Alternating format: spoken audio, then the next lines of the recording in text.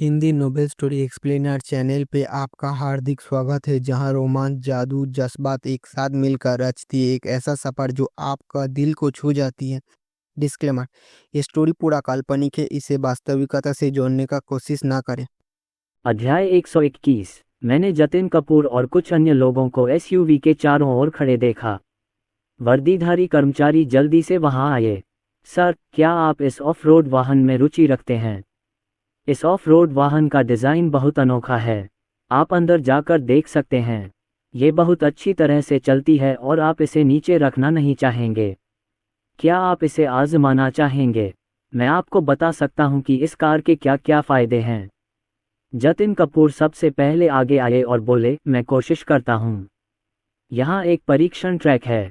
एक चक्कर के बाद जतिन कपूर ने कहा, अरे, इसे चलाने में कितना मजा आता है। प्रणव कपूर पहले से ही आगे बढ़ने के लिए उत्सुक थे। मैं ये करूँगा। प्रणव कपूर लंबे और मजबूत हैं और वह इस तरह की कार को छोड़ नहीं सकते। टेस्ट ड्राइव के बाद मैं इंतजार नहीं कर सका। स्टाफ सदस्य मुस्कुराया और कहा, आप जाकर इसे आजमा सकते हैं। शुभम कपूर खड़े हुए और उसे पहनकर देखा। भाई रूई, क्या तुम इसे खरीदना चाहोगे? प्रणव कपूर को अचानक एक विचार आया, क्या तुम इसे खरीदना चाहोगे? शुभम कपूर ने सिर हिलाकर सहमति जताई। मैं इसे खरीदना चाहता हूं, लेकिन मैंने इसी साल नई कार खरीदी है और मेरे पास अतिरिक्त पैसे नहीं हैं। प्रणव कपूर ने भी इस साल अपनी कार बदली, लेकिन जब उन्होंने इस कार को देखा तो उन्हें इसे खरीदने की थोड़ी उत्सुकता हुई। लेकिन यह 1 मिलियन से भी अधिक है। यह कोई छोटी रकम नहीं है, इससे एक घर खरीदा जा सकता है। कर्मचारी इस बिक्री अवसर को खोना नहीं चाहते थे। बॉस, ये जीवन में एक बार मिलने वाला अवसर है। ये प्रमुख कार डीलरशिप पर $1.5 मिलियन में बिक रही है। चूंकि हम इसका उपयोग एक कार्यक्रम के लिए कर रहे हैं, इसलिए इस कार का उद्देश्य खरीदारों का ध्यान आकर्षित करना है। पहले तो मैंने इसे खरीदने का इरादा नहीं किया था, लेकिन अपने वरिष्ठों से चर्चा करने के बाद मैंने अंततः इसे $1.2 मिलियन न्यू मैक्सिको डॉलर में बेचने का निर्णय लिया। हम यहाँ ऋण उपलब्ध करा सकते हैं। 200,000 की अग्रिम राशि देकर आप ये कार घर ले जा सकते हैं। कर्मचारियों ने ऑटो होम ऐप खोला। बॉस, इसे देखो। चंद्र नव वर्ष पर शिपिंग शुल्क में वृद्धि के कारण वर्तमान विक्रय मूल्य $1.52 मिलियन है। प्रणव कपूर ने अपनी ठुड्डी को छुआ और कहा, ये 3 लाख सस्ता है। ऐसा नहीं है कि वे मटन की आड़ में कुत्ते का मांस बेच रहे हैं। कर्मचारी चिंतित थे। ऐसा कैसे हो सकता है? हम गारंटी दे सकते हैं कि कोई समस्या नहीं होगी। आप अपने किसी मित्र से जो कारों के बारे में जानता हो कह सकते हैं कि वह आकर देखे और आपको निश्चित रूप से पता चल जाएगा।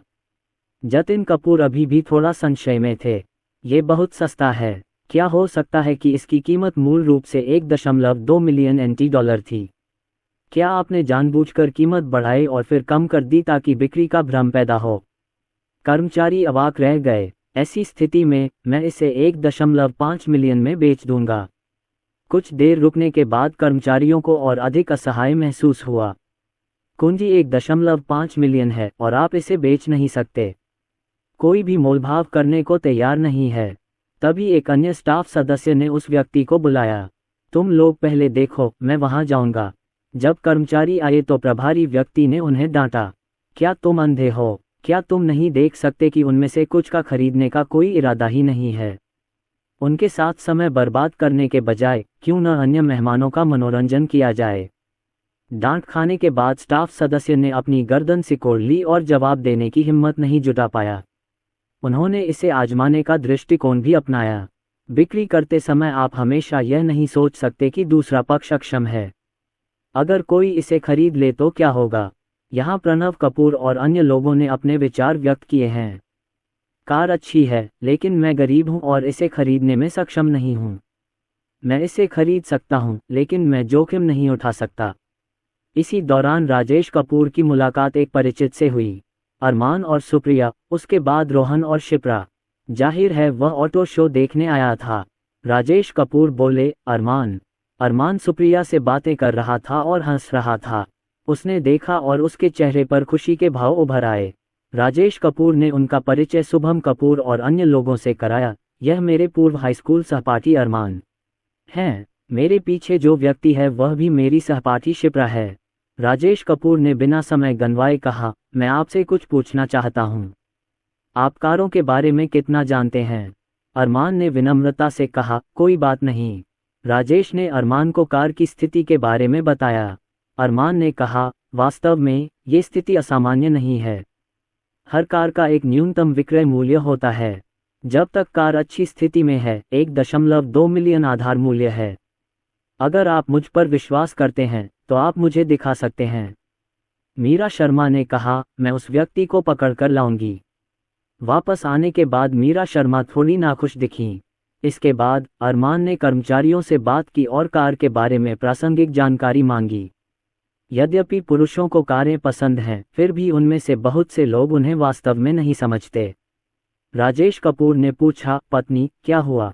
मीरा शर्मा ने मुंह बनाते हुए कहा, मैंने प्रभारी व्यक्ति को शिकायत करते सुना कि हम इसे वहन नहीं कर सकते। यह अभी भी एक समस्या है। राजेश कपूर ने थोड़ा सा मुंह बनाया और अपनी पत्नी को सांत्वना दी। इस दुनिया में ऐसे बहुत से लोग हैं जो दूसरों को नीची नज़र से देखते हैं। इतनी छोटी सी बात पर गुस्सा करना ठीक नहीं है। मीरा शर्मा ने सिर हिलाया, हनी, क्या आप इसे खरीदने की योजना बना रहे हैं? हाँ, मेरे पिताजी के लिए। उसकी वह कार एक पुरानी कार थी जो मैंने कॉलेज में पढ़ाई के दौरान खरीदी थी। मीरा शर्मा ने ये सुना और कहा, तो अब निश्चित रूप से इसे बदलने का समय आ गया है। अरमान आया और बोला, कार को हटाए जाने का कोई संकेत नहीं है। आप निश्चिंत रहिए। राजेश कपूर ने सिर हिलाकर कहा, धन्यवाद। अरमान मुस्कुराया, हम सब सहपाठी हैं, तुम इतने विनम्र क्यों हो रहे हो? कुछ खरीदना है क्या? श्रमिक दिन भर काम में व्यस्त रहते हैं और उनके होंठ सूख जाते हैं तथा वे थक जाते हैं। ये सुनकर मुझे जीवित होने का एहसास हुआ। बॉस, इस कीमत में सभी हैंडलिंग शुल्क और मुफ्त 4S दुकान रखरखाव शामिल है। राजेश कपूर हल्के से मुस्कुराए, इसे कुछ बार और भेजो। जब कर्मचारियों ने ये सुना तो वे जल्दी से बोले, भेजो भेजो, इधर आओ मालिक, कृपया इधर आओ। स्टाफ सदस्य ने पुकारा, मेरे लिए एक अनुबंध और कुछ चाय लाओ। राजेश कपूर और अन्य लोग बैठ गए। जैसे ही स्टाफ सदस्य ने फॉर्म भरा, उन्होंने पूछा, डाउन पेमेंट कितना है? हमें कम से कम 200,000 रुपये चाहिए। राजेश कपूर हल्के से मुस्कुराए, पूरा भुगतान। कर्मचारियों ने गहरी सांस ली। लोगों के लिए कार के लिए पूरा भुगतान करना कोई असामान्य बात नहीं थी, लेकिन अधिकांश लोग पूरा भुगतान करना नहीं चाहेंगे। ठीक है, पूरा भुगतान। नकद या कार्ड? कार्ड स्वाइप करें। कृपया हस्ताक्षर करें। राजेश कपूर ने अपना नाम लिखा और भुगतान के लिए ले जाया गया। कई लोगों के दिल अत्यंत जटिल होते हैं। जतिन कपूर ने आश्चर्य से अपने होंठ चटकाए, मैं राजेश कपूर के साथ मिलकर इस सुनहरे पैर से चिपक सकता हूँ। ये पहली बार था जब प्रणव कपूर ने राजेश कपूर को कार खरीदने के लिए 10 लाख रुपए खर्च करते देखा और उन्होंने पलक तक नहीं झपकाए। मैंने पहले ईशान कपूर से सुना था कि राजेश कपूर ने पैसा कमाया और एक RV वगैरह खरीद लिया। उनके लिए RV सेकंड हैंड या किराए पर ली हुई हो सकती है। हो सकता है कि आप अस्थायी रूप से किसी विला में रहने के लिए भुगतान कर सकें। यह उनके यादृच्छिक विचार नहीं है, बल्कि वर्तमान समाज है। राजेश की तरह वह भी 1 साल में ही घर और कार दोनों खरीदने में सक्षम हो गए। मैं अभी भी कॉलेज का छात्र हूं और मैंने उसे पहले कभी नहीं देखा है। वह इस पर कैसे विश्वास कर सकता है? अब वह इस बात पर पूरी तरह से विश्वास करने लगा। शुभम कपूर को काफी समय से पता था कि राजेश कपूर असामान्य व्यक्ति हैं और उन्हें इसकी आदत हो गई थी। औपचारिकताएं पूरी करते करते लगभग 2 बज गए। राजेश कपूर ने देवेंद्र कपूर को फोन किया, पता पूछा और कर्मचारियों से कार पहुंचाने को कहा। दूसरा पहलू, देवेंद्र कपूर ने फोन रख दिया। 2 बैरल। विजय शर्मा जोर से हंसे, ये तो गड़बड़ है। विजय शर्मा और 3 लिन भाई महाजोंग खेलने के लिए एकत्र हुए। विजय शर्मा ने अधिकांश धनराशि जीती। हर कोई यह सोचने से खुद को नहीं रोक सका कि क्या झांग पिता और बेटी में इस क्षेत्र में कोई प्रतिभा है। ईशान कपूर ने हार मानने से इनकार करते हुए कहा, चलो चलते रहो। 20 मिनट से भी कम समय बाद वेटर अंदर आया। बॉस लिन, कोई बाहर मिस्टर कपूर दशान को ढूंढ रहा है। देवेंद्र कपूर ने अपने कार्ड निकाले और पूछा, मुझे कौन ढूंढ रहा है? दूसरे पक्ष ने कुछ नहीं कहा, बस इतना कहा कि वे तुम्हें ढूंढ रहे थे। देवेंद्र कपूर ने घूरते हुए कहा, 1 मिनट रुको, मुझे लगता है कि मैं इस बार हार जाऊंगा, 1 मिनट रुको। ईशान कपूर हंसे, यंग मास्टर, आप ऐसा नहीं कर सकते, है ना? टकराना। देवेंद्र कपूर ने अपने 5 बांस फेंके और अपने पत्ते दिखाए। हा, इस बार तो क्लीन शीट है, क्या कमाल है। ये सचमुच एक वापसी है। मुझे पैसे दो। तभी वेटर ने कहा, कोई आपको बाहर ढूंढ रहा है, मिस्टर कपूर। देवेंद्र कपूर को ये बात याद आई और उन्होंने सोचा कि क्या यह उनका कोई पुराना दोस्त था जो चीनी नववर्ष के दौरान उन्हें ढूंढ रहा था। मैं जाकर देखता हूँ, मेरा इंतजार करो। विजय शर्मा खड़े हुए और बोले, मैं 2 घंटे से बैठा हूँ। मैं उठकर इधर उधर घूमने जा रहा हूँ। ईशान कपूर और प्रवीण कपूर भी खड़े हुए। बाहर एक छोटी सी दुकान है, चलो देखते हैं कोई गया है या नहीं। ईशान कपूर ने अपना पेट छुआ और कहा, मुझे भूख लगी है। कई लोग एक साथ चाय घर से बाहर निकले। उन्होंने चाय घर के बाहर एक गहरे हरे रंग की एसयूवी खड़ी देखी और उसका डिज़ाइन बहुत आकर्षक था। ईशान कपूर ने हंसते हुए कहा, देखिए, यह एसयूवी बहुत अच्छी है। प्रवीण कपूर ने सिर हिलाया, हाँ, दाम भी ठीक ही होगा। विजय शर्मा कारों के बारे में थोड़ा बहुत जानते हैं। डिज़ाइन को देखकर लगता है कि यह पिछले 1-2 सालों में आया कोई नया मॉडल होगा। ईशान कपूर ने हंसते हुए कहा, बताए, हमारी उम्र में इस कार को चलाना स्टाइलिश लगता है ना? प्रवीण कपूर के कुछ कहने का इंतजार किए बिना ही मन हंसने लगे। वह बहुत छोटा होगा। इस समय चाय घर पर खड़े कर्मचारियों ने राजेश कपूर द्वारा दी गई फोटो निकाली। तुलना करने के बाद वह आगे बढ़े और पूछा, माफ कीजिए, क्या आप मिस्टर कपूर दिशान हैं? देवेंद्र कपूर ने असमंजस में उत्तर दिया, आप कौन हैं? स्टाफ सदस्य मुस्कुराया और कहा, ऐसा है, आपके बेटे राजेश कपूर के पास आपके लिए एक उपहार है। देवेंद्र कपूर हैरान हुए, गिफ्ट? कौन सा गिफ्ट? कर्मचारियों ने उस एसयूवी की ओर इशारा किया जिसके बारे में वे चर्चा कर रहे थे। यह आपके बेटे की ओर से एक उपहार है। देवेंद्र कपूर एक क्षण के लिए चौंक गए और फिर पूछा, क्या ये सच है? चीनी नव वर्ष के दौरान धोखाधड़ी का शिकार न हो। कर्मचारियों ने कार की चाबियों सहित दस्तावेज देवेंद्र कपूर को सौंप दिए। उन्होंने राजेश कपूर को फोन किया, हेलो मिस्टर कपूर, मैंने कार आपके पिता को सौंप दी है। देवेंद्र कपूर ने जल्दी से हाथ हिलाते हुए कहा, मुझे उनसे कुछ बातें कहने दीजिए। फोन के दूसरी ओर वास्तव में राजेश ही था।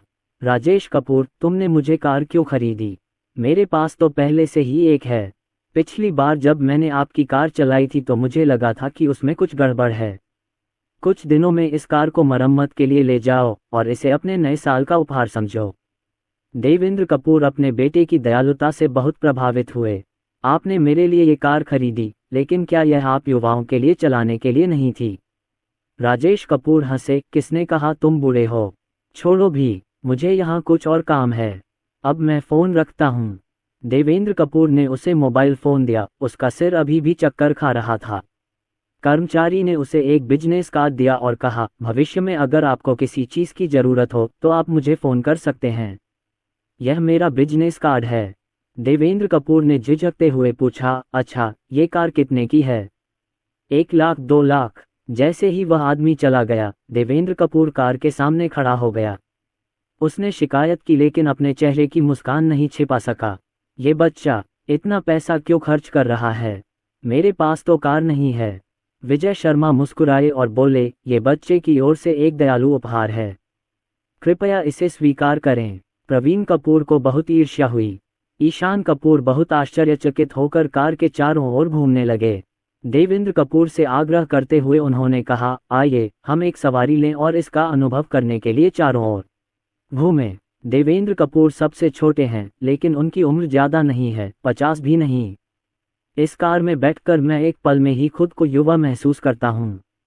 ईशान कपूर जब इस पर बैठे तो इसकी तारीफ करते रहे कि यह कितना आरामदायक है। देखिए, 10 लाख से अधिक कीमत वाली यह एसयूवी अलग है। बॉस, अभी शुरू करें और हमें इसका अनुभव करने दें। देवेंद्र कपूर जाने के लिए तैयार हैं। एक क्षण रुको, मुझे देखने दो कि ये किस काम के हैं, मुझे इनका अध्ययन करने दो। 10 मिनट बाद देवेंद्र कपूर ने दौड़ शुरू की। ईशान कपूर ने इसकी प्रशंसा करते हुए कहा, आवाज़ सुनो, चलो चलें। ईशान कपूर ने कार की खिड़की खोली और कहा कि यह एक शानदार अनुभव था। वाह, यह एहसास एक शब्द में अद्भुत। अंदर बैठना बहुत स्थिर है और दृश्य बहुत विस्तृत है। लिंदा सहीना वाधवत ने शुरू में इसे अस्वीकार कर दिया था, लेकिन अब उन्हें ऑफ रोड वाहन से मिलने वाली अनुभूति पसंद आ रही है। ईशान कपूर ने हंसते हुए कहा, सबसे छोटे, चलो हम ऑफ रोड वाहन की तरह गाड़ी चलाते हैं। देवेंद्र कपूर ने पूछा, मैं इसे कैसे खोलूं? मुझे गाड़ी चलाने के लिए एक अच्छी सड़क पता है। चलो, मैं तुम्हें दिखाता हूं कि वहां कैसे पहुंचा जाए। कार में 4 बूढ़े आदमी युवाओं की तरह हंस रहे थे। एक ऊबड़ खाबड़ सीमेंट सड़क पर आ गया। देवेंद्र कपूर ने गहरी सांस ली और कहा, ये चालू है। जाना, ये एहसास बहुत अजीब है। ये सच भी है, पर बहुत सुकून देता है। सड़क के अंत तक पहुंचने के बाद देवेंद्र कपूर ने गाड़ी घुमाई और फिर से गाड़ी चलाने लगे। हा हा हा हा, चलो भविष्य में इन युवाओं की चीज़ों के साथ ज़्यादा खेलते हैं। ये वाकई दिलचस्प हैं। मैं 10 साल जवान महसूस कर रहा हूँ। हे भगवान, मैं भी एक खरीदना चाहता हूँ। बॉस, मुझे इसे खोलने दो, मुझे इसे छूने दो। ईशान कपूर ने सबसे ज़्यादा बात की और लगातार बोलते रहे। कार एक नए खिलौने की तरह है और वे छोटे दोस्तों की तरह बारी बारी से इसे चलाते हैं। मुझे बहुत मज़ा आया। आखिरकार, मैं खेलते खेलते थक गया। ईशान कपूर ने खिड़की से बाहर का दृश्य देखा और कहा, सबसे छोटे, तुमने सचमुच इसे जी लिया है। एक अभिभावक के रूप में, हमारा सबसे बड़ा गौरव अपने बच्चों का अच्छा पालन पोषण करना है। राजेश एक अच्छा लड़का है जो अपने माता पिता की आज्ञा का पालन करना जानता है। यदि आपके पास पैसा भी है तो भी आप पर कोई बोझ नहीं पड़ेगा। अपने परिवार के उस व्यक्ति के विपरीत जो सोचता है कि यह बड़ी बात है क्योंकि वह 1 या 2 मिलियन कमाता है। वास्तव में, कुछ भी नहीं। यहाँ, जब महिलाएं खरीदारी करने जाती हैं तो निश्चित रूप से वे खरीदती हैं, खरीदती हैं, खरीदती हैं। लता शर्मा ऐसी महिला हैं जो अपनी वित्तीय स्थिति की अनुमति मिलने तक किसी भी व्यक्ति के साथ संबंध बनाने को तैयार रहती हैं। जरूर खरीदे, लेकिन उसने आवेग में आकर खरीदारी नहीं की और दूसरे पक्ष के साथ तर्कसंगत ढंग से सौदेबाजी की। ये क्रय शक्ति उनकी पहुंच से बाहर है। लता शर्मा युवावस्था में एक सुप्रसिद्ध नृत्यांगना थी और उन्होंने अपनी कड़ी मेहनत से बहुत सारे संपर्क बनाए थे। बाद में उन्होंने कुछ बहनों के साथ मिलकर एक नृत्य मंडली खोली और यह बहुत सफल रही। इस बार उन्होंने अपनी दूसरी चाची, तीसरी चाची, सबसे बड़ी चाची और सुनीता कपूर के लिए भी कपड़े खरीदे। इसकी कीमत 20,000 से कम नहीं है। भुगतान करते समय उसने पलक तक नहीं झपकाए। खरीदारी का समय हो गया था, इसलिए सुनीता कपूर ने पुरुषों को बुलाया। आज रात आप कैसी बिता रहे हैं? देवेंद्र कपूर की आवाज़ फूल सी चमकीली थी। आप लोग आपस में बात कर लीजिए। हम लोग अभी व्यस्त हैं। सुनीता कपूर उसे डांटना चाहती थी, लेकिन नए साल का दिन होने के कारण वह खुद को रोक नहीं पाईं। लता शर्मा ने पूछा, उनकी क्या योजना है? हम जो चाहें खा सकते हैं। मुझे इस बारे में नहीं पता। वैसे भी, मैं कुछ भी खा सकता हूँ। सुनीता कपूर ने एक क्षण सोचा और कहा, मैं बच्चों को बुलाकर पूछती हूँ कि क्या वे हमारे साथ खाना खाना चाहेंगे। यहाँ, राजेश कपूर को सिस्टम से इनाम मिला। काटना, मेजबान अपने बच्चे के साथ नए साल का जश्न मना रहा है, एक पिता के रूप में अपनी जिम्मेदारियों को पूरा कर रहा है। इनाम, एक लग्जरी नौक। नौक मीठी नदी के पूर्वी तट पर घाट पर खड़ी कर दी गई है। सभी प्रमाण पत्र पूरे हैं। कृपया बेझिझक इनका उपयोग करें।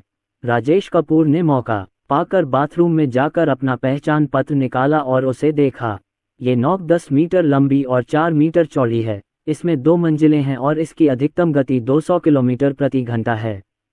नौक की एक तस्वीर भी थी जो सुनहरे रंग की किनारी के साथ सफ़ेद रंग की थी और बहुत सुंदर लग रही थी। राजेश कपूर ने कभी उम्मीद नहीं की थी कि सिस्टम उन्हें चंद्र नववर्ष के पहले दिन इतना अद्भुत इनाम देगा। क्या इसका मतलब यह नहीं है, आज रात क्या मैं नौक चलाकर मीठी नदी का आनंद ले सकता हूँ? पत्नी, राजेश कपूर मीरा शर्मा की ओर रहस्यमयी ढंग से मुस्कुराए। क्या गलत? मीरा शर्मा थोड़ी उलझन में थीं। क्या गलत? सिस्टम ने उसे एक नौक से पुरस्कृत किया। राजेश कपूर ने शुभम कपूर से कहा जो अपने मोबाइल फ़ोन पर समाचार पढ़ रहे थे। भाई, मैं मीठी नदी के पूर्वी तट पर स्थित घाट पर जाना चाहता हूँ। कृपया मुझे वहाँ ले चलो। शुभम कपूर ने अपना फ़ोन रख दिया और पूछा, आप वहाँ क्या कर रहे हैं? राजेश कपूर ने कुछ नहीं कहा और शुभम कपूर ने कोई और सवाल नहीं पूछा। लगभग 5 बज गए हैं। जल्द ही अंधेरा हो जाएगा। चलो जल्दी चलें और जल्दी वापस आएं। जतिन कपूर प्रणव कपूर के साथ बिलियर्ड खेल रहे थे। मेरी योग्यताएं औसत हैं, महत्वपूर्ण यह है कि मैं खुश हूं। जतिन कपूर ने अपना गोल्फ क्लब नीचे फेंका और कहा, चलो चलकर देखते हैं। प्रणव कपूर ने देखा कि जतिन कपूर तो खेलता ही नहीं, तो उसके खेलने के लिए क्या था। उन्होंने पूछा, राजेश कपूर तुम वहां क्या कर रहे हो? कुछ तो देखो। नेविगेशन सिस्टम के साथ ड्राइव करने में आधा घंटा लगता है। जतिन कपूर देखने आए और बोले, ये रास्ता बहुत घुमावदार है, मैं आपको एक शॉर्टकट से ले चलता हूँ। हम 20 मिनट से भी कम समय में वहां पहुंच जाएंगे। कार में शुभम कपूर ने संगीत चालू कर दिया और नीलिमा से चर्चा की कि कब काम पर वापस जाना है और पैसे कमाने हैं। नीलिमा हक्की बक्की रह गई, इतनी जल्दी में हो? चौथे पांचवें दिन तक तो इंतजार करना ही पड़ेगा। शुभम कपूर ने आह भरते हुए कहा, मैं पैसा कमाना चाहता हूँ। वह एक ऑफ रोड वाहन भी खरीदना चाहता है। पैसे से कुछ भी खरीदना केवल शब्दों का मामला है। नीलिमा तो और भी अवाक हो गई, तो फिर 2 दिन और इंतजार करते हैं। पिछली बार बच्चों की 6 महीने की पार्टी के बाद शुभम कपूर को 10 लाख रुपए से अधिक के ऑर्डर मिले थे। दूसरा पक्ष भी ईमानदार था और उसने माल की डिलीवरी पर 80% अग्रिम भुगतान कर दिया। मैंने नए साल से पहले अंतिम 20% दान दे दिया। शुभम कपूर लंबे समय से ऐसे सीधे सादे साथी के साथ सहयोग करना चाहती हैं। दूसरे पक्ष का भी यही इरादा है। चंद्र नववर्ष के पहले दिन उन्होंने किसी को नववर्ष की शुभकामनाएं देने के लिए विशेष फोन किया और उनके बीच बहुत अच्छी बातचीत हुई। दूसरे पक्ष ने भी कहा कि वे नए साल के बाद एक बड़े ऑर्डर पर सहयोग करेंगे। क्या आपको लगता है कि वह कम चिंतित हो सकता है? जतिन कपूर ने वही किया जो उन्होंने कहा था और 20 मिनट से भी कम समय में ईस्ट कोस्ट बंदरगाह पर पहुंच गए। पूछताछ करने पर हमें पता चला कि यह एक औद्योगिक बंदरगाह है और निजी गोदी आगे है तथा चीनी नववर्ष के दौरान कारों को बर्थ में प्रवेश की अनुमति नहीं है। मीठी नदी के पूर्वी तट पर कई निजी नावें खड़ी हैं जिनका उपयोग पर्यटन के लिए किया जा सकता है। दूसरी ओर कुछ बर्थ खाली हैं। जतिन कपूर ने पूछा, राजेश कपूर क्या हमें रात में मई नदी पर घूमने के लिए नाव किराए पर लेनी चाहिए? प्रणव कपूर ने नदी के दूर किनारे की ओर इशारा करते हुए कहा, यह अच्छा है। जब लाइटें जलेंगी तो नज़ारा बहुत सुंदर होगा। हालांकि वे कई वर्षों से मेरठ में हैं, लेकिन उन्होंने कभी मीठी नदी पर नाव से सैर नहीं की। ऐसा इसलिए भी है क्योंकि मेरठ की प्रारंभिक शहरी विकास योजना लागू नहीं थी। हाल के वर्षों में मीठी नदी के दोनों किनारों पर रोशनी बहुत सुंदर हो गई है और यहाँ तक कि नाव यात्राएं भी होती हैं। लेकिन उन्होंने कभी इस पर ध्यान नहीं दिया और उनका खेलने का कोई इरादा नहीं था। 20 मिनट से अधिक चलने के बाद मैंने सामने निजी घाट का साइन बोर्ड देखा। बहुत खूब, यहाँ खड़ी सभी नावें बहुत उच्च श्रेणी की हैं, जिनमें छोटी नौकाएं और निजी नौकाएं भी शामिल हैं। एक से अधिक हैं। ये पहली बार है जब उन्हें इसके बारे में पता चला है। पता चला कि इस शहर में कई लोगों के पास निजी नौकाएं हैं। नौकाओं के बारे में उनकी समझ अभी भी केवल टीवी फिल्मों में देखी गई बातों तक ही सीमित है। लेकिन वे जानते हैं कि जो लोग ये खर्च वहन कर सकते हैं उनके पास पैसे की कमी नहीं है। जतिन कपूर ने उनकी गिनती की और पाया कि वहां छोटे बड़े लगभग 7 या 8 जहाज थे। आगे देखें तो बर्थ नंबर 1 नौक है। राजेश को अंततः बर्थ नंबर 2 पर अपनी नौक मिल गई। अन्य नौकाओं की तुलना में ये 2 गुने से भी अधिक बड़ी है। बर्थ नंबर 2 पर हम केवल छोटी और मध्यम आकार की नौकाएं ही देखते हैं। ये समुद्र की छुट्टी पर जाने के लिए 3 से 5 लोगों के लिए उपयुक्त है। अंदर कम से कम एक केबिन होता है जिसमें आमतौर पर 2-3 शयन कक्ष होते हैं। इसके अलावा यहाँ परिवार के अनुकूल कई सुविधाएं भी हैं, जैसे कि रसोई, अतिथि कक्ष और खेल कक्ष। पर्याप्त सामान के साथ आप समुद्र में 1 हफ्ते तक रह सकते हैं। स्पीडबोट जैसी छोटी नावें भी हैं। राजेश कपूर जैसी नौक लगभग 10 मीटर लंबी है और इसे मध्यम आकार की नौक माना जाता है। जल आर.वी. की तरह इसका उपयोग आमतौर पर निजी समारोहों के लिए किया जाता है। गति धीमी है और स्थिरता अच्छी है। आमतौर पर यहाँ 4-6 शयन कक्ष, एक बैठक कक्ष, रसोई घर, भोजन कक्ष, कपड़े धोने का कमरा, कंप्यूटर कक्ष, अध्ययन कक्ष और जिम होते हैं। जल मनोरंजन सुविधाओं के अलावा सामने के डेक बोर्डिंग प्लेटफॉर्म का उपयोग चाय पीने, भोजन करने आदि के लिए भी किया जा सकता है।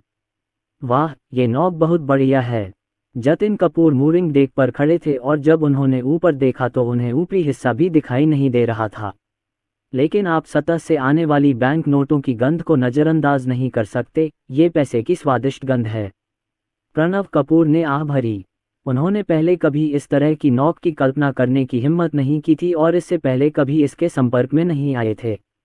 मैं अनुमान नहीं लगा सकता कि इसकी लागत कितनी होगी, लेकिन ये कई मिलियन होगी। अब वे अधिक से अधिक एक घर, एक कार और बचत के स्तर पर पहुंच चुके हैं। लेकिन हम अभी भी सचमुच अमीर होने से बहुत दूर हैं। शुभम कपूर समुद्र के नज़दीक एक प्रथम श्रेणी के शहर में रहते हैं। मैं नौकाओं से अपरिचित नहीं हूँ, कम से कम मैंने उन्हें देखा है। मेरा एक ग्राहक है जिसने एक छोटी निजी नौक खरीदी है। यह एक दिन की यात्रा है और सभी कागजी कार्रवाई और सत्यापन के बाद इसकी लागत लगभग $10 लाख होगी।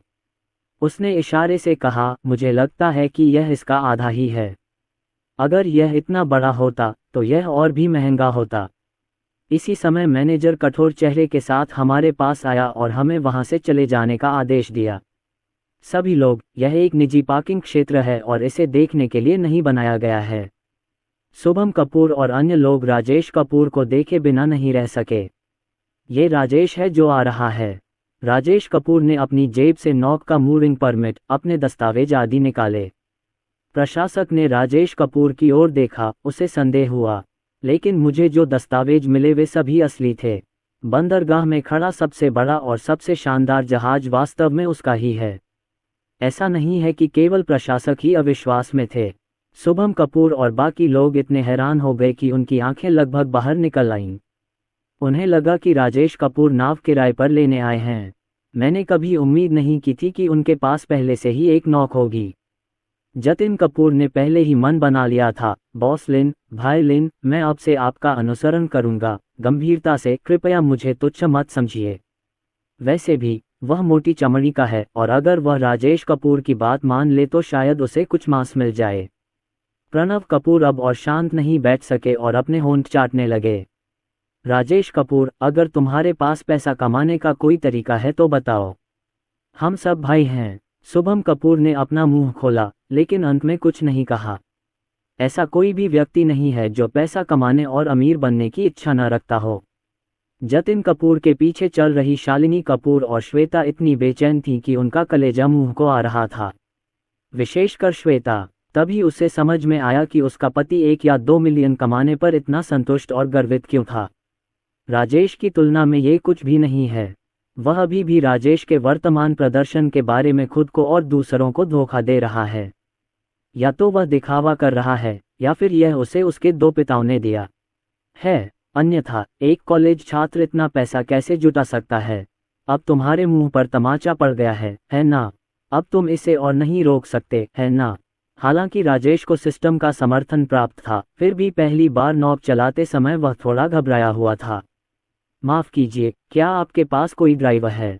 हाँ, लेकिन मैं पहले दिन चंद्र नव वर्ष मनाने के लिए घर गया था। राजेश कपूर ने थोड़ा सा मुंह बनाया, क्या कोई और ड्राइवर नहीं है?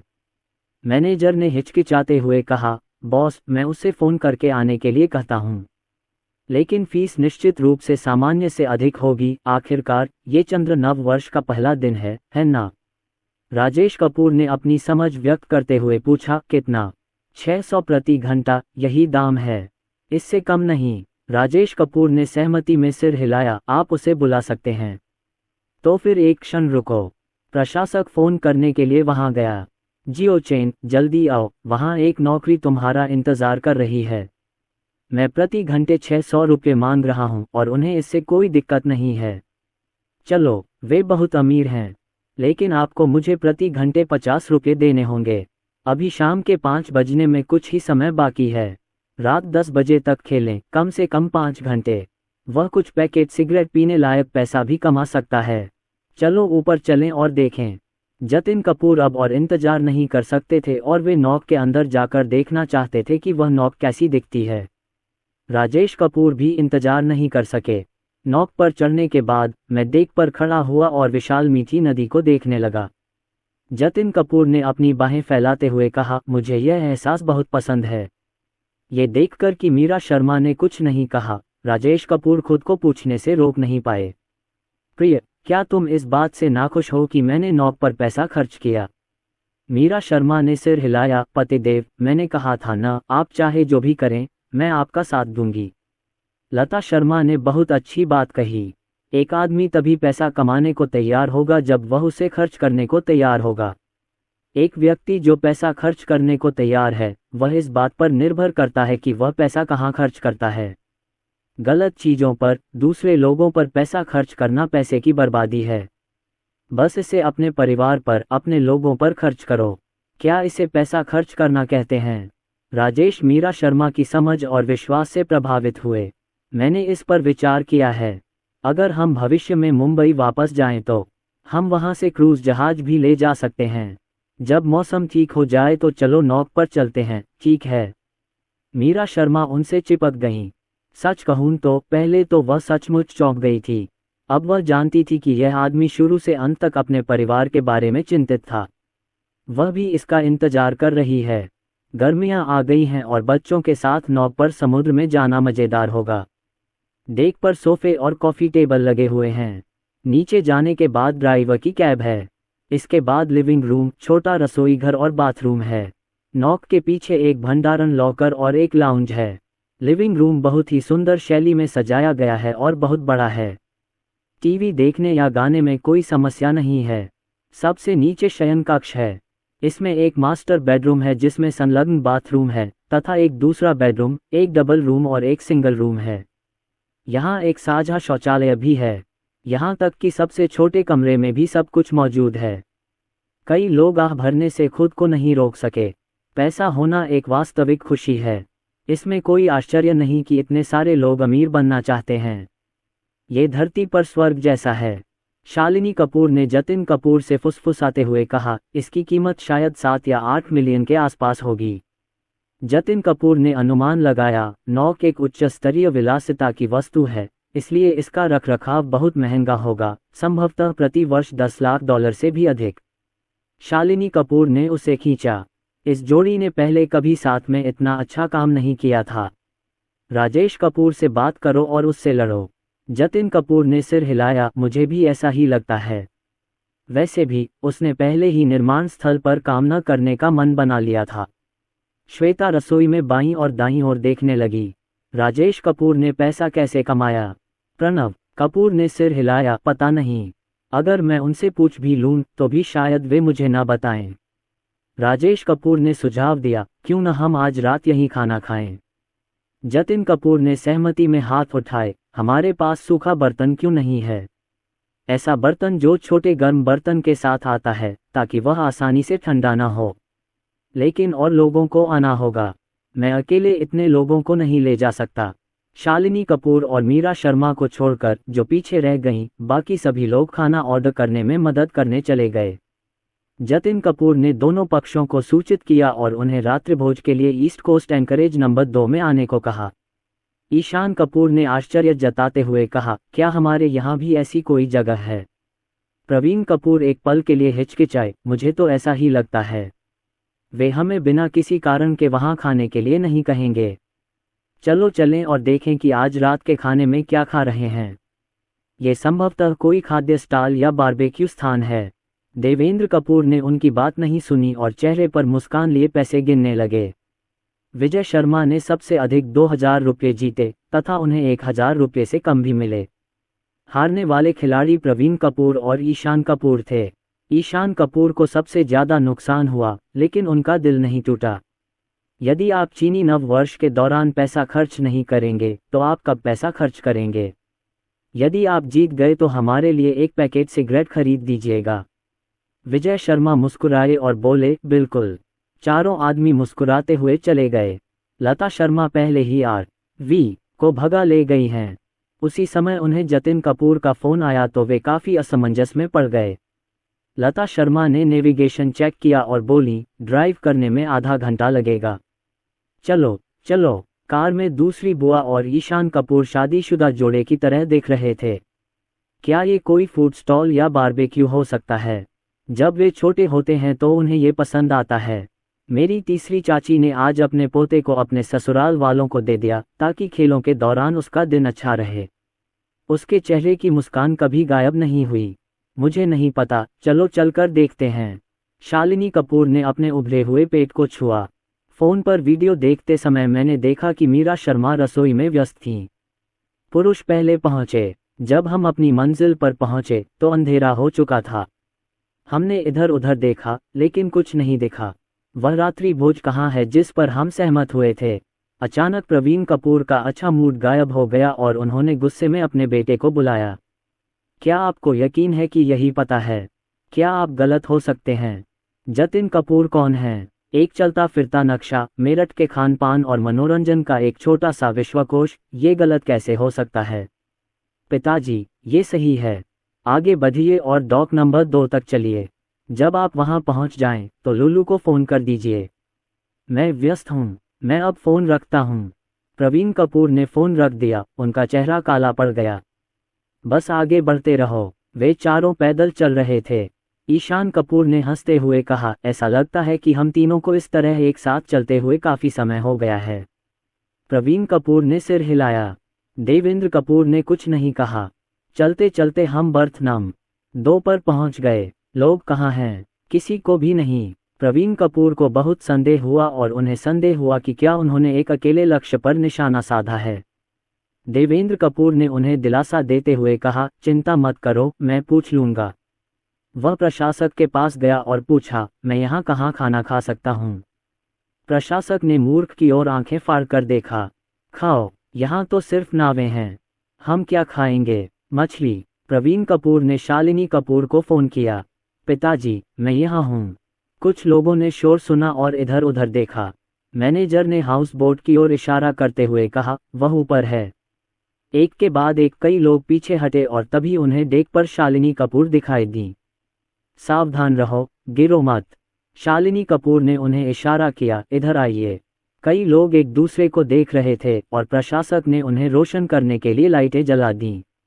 इस समय मीठी नदी के दोनों किनारों पर लगी नियॉन लाइटें धीरे धीरे जगमगा रही हैं। ईशान कपूर ने पूछा, क्या ये किराए का है? ये काफ़ी आलीशान लग रहा है। अपने बेटे के बारे में मेरी समझ के आधार पर यह निश्चित रूप से ऐसा काम नहीं है जो वह कर सकता है। प्रवीण कपूर ने सिर हिलाया, बेशक ये किराए पर है। इसे खरीदने में लाखों खर्च होंगे। इस व्यक्ति को भी लगा कि उसका बेटा भी ऐसा करने में सक्षम हो सकता है, लेकिन उसके पास पैसे नहीं हैं। देवेंद्र कपूर ने मन ही मन सोचा कि क्या ये राजेश कपूर ने किया है। आखिरकार आज मुझे अचानक उपहार के रूप में एक ऑफ रोड वाहन प्राप्त हुआ। जब वे चारों डेक पर पहुंचे तो वे सभी बहुत घबराए हुए थे।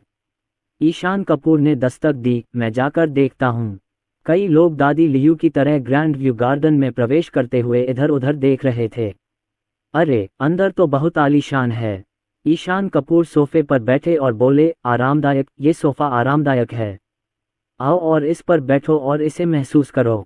एक सेकंड से भी कम समय में ईशान कपूर उठे और जांच करने के लिए रसोई में चले गए।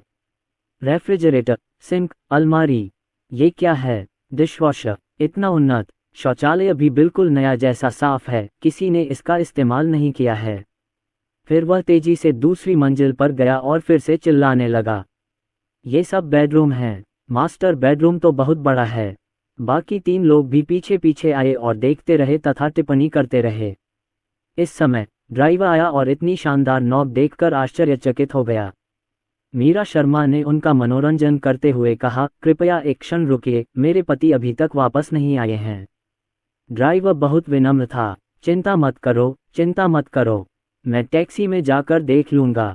जैसे ही वह टैक्सी में बैठा, ड्राइवर की आंखें चमक उठीं। हे भगवान, ये सब तो हाईटेक है। उसे दिखाओ कि यह कैसे काम करता है। तभी महिलाएं वहां आ पहुंचीं।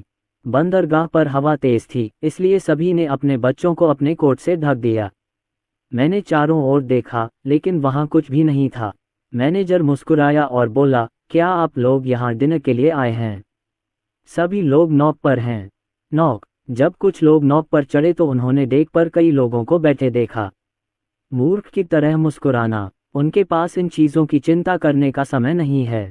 बच्चों को सुला देने के बाद वे इनसे निपट लेंगे। प्रवीण कपूर मुस्कुराए और बोले, आप यहाँ हैं। सुनीता कपूर और लता शर्मा ने अपने 2 आदमियों को नीचे जाकर स्ट्रॉलर और बैग लाने को कहा। क्या जियाओ जी ने फ़ोन किया था? नहीं, आप फ़ोन करके क्यों नहीं पूछते? बच्चों को सोफे पर लिटाने के बाद आखिरकार उन्होंने राहत की सांस ली। बाहर बहुत तेज हवा चल रही है, हम बच्चों को सर्दी नहीं लगने दे सकते। बच्चे सोफे पर बैठे जम्हाई ले रहे थे और नींद महसूस कर रहे थे।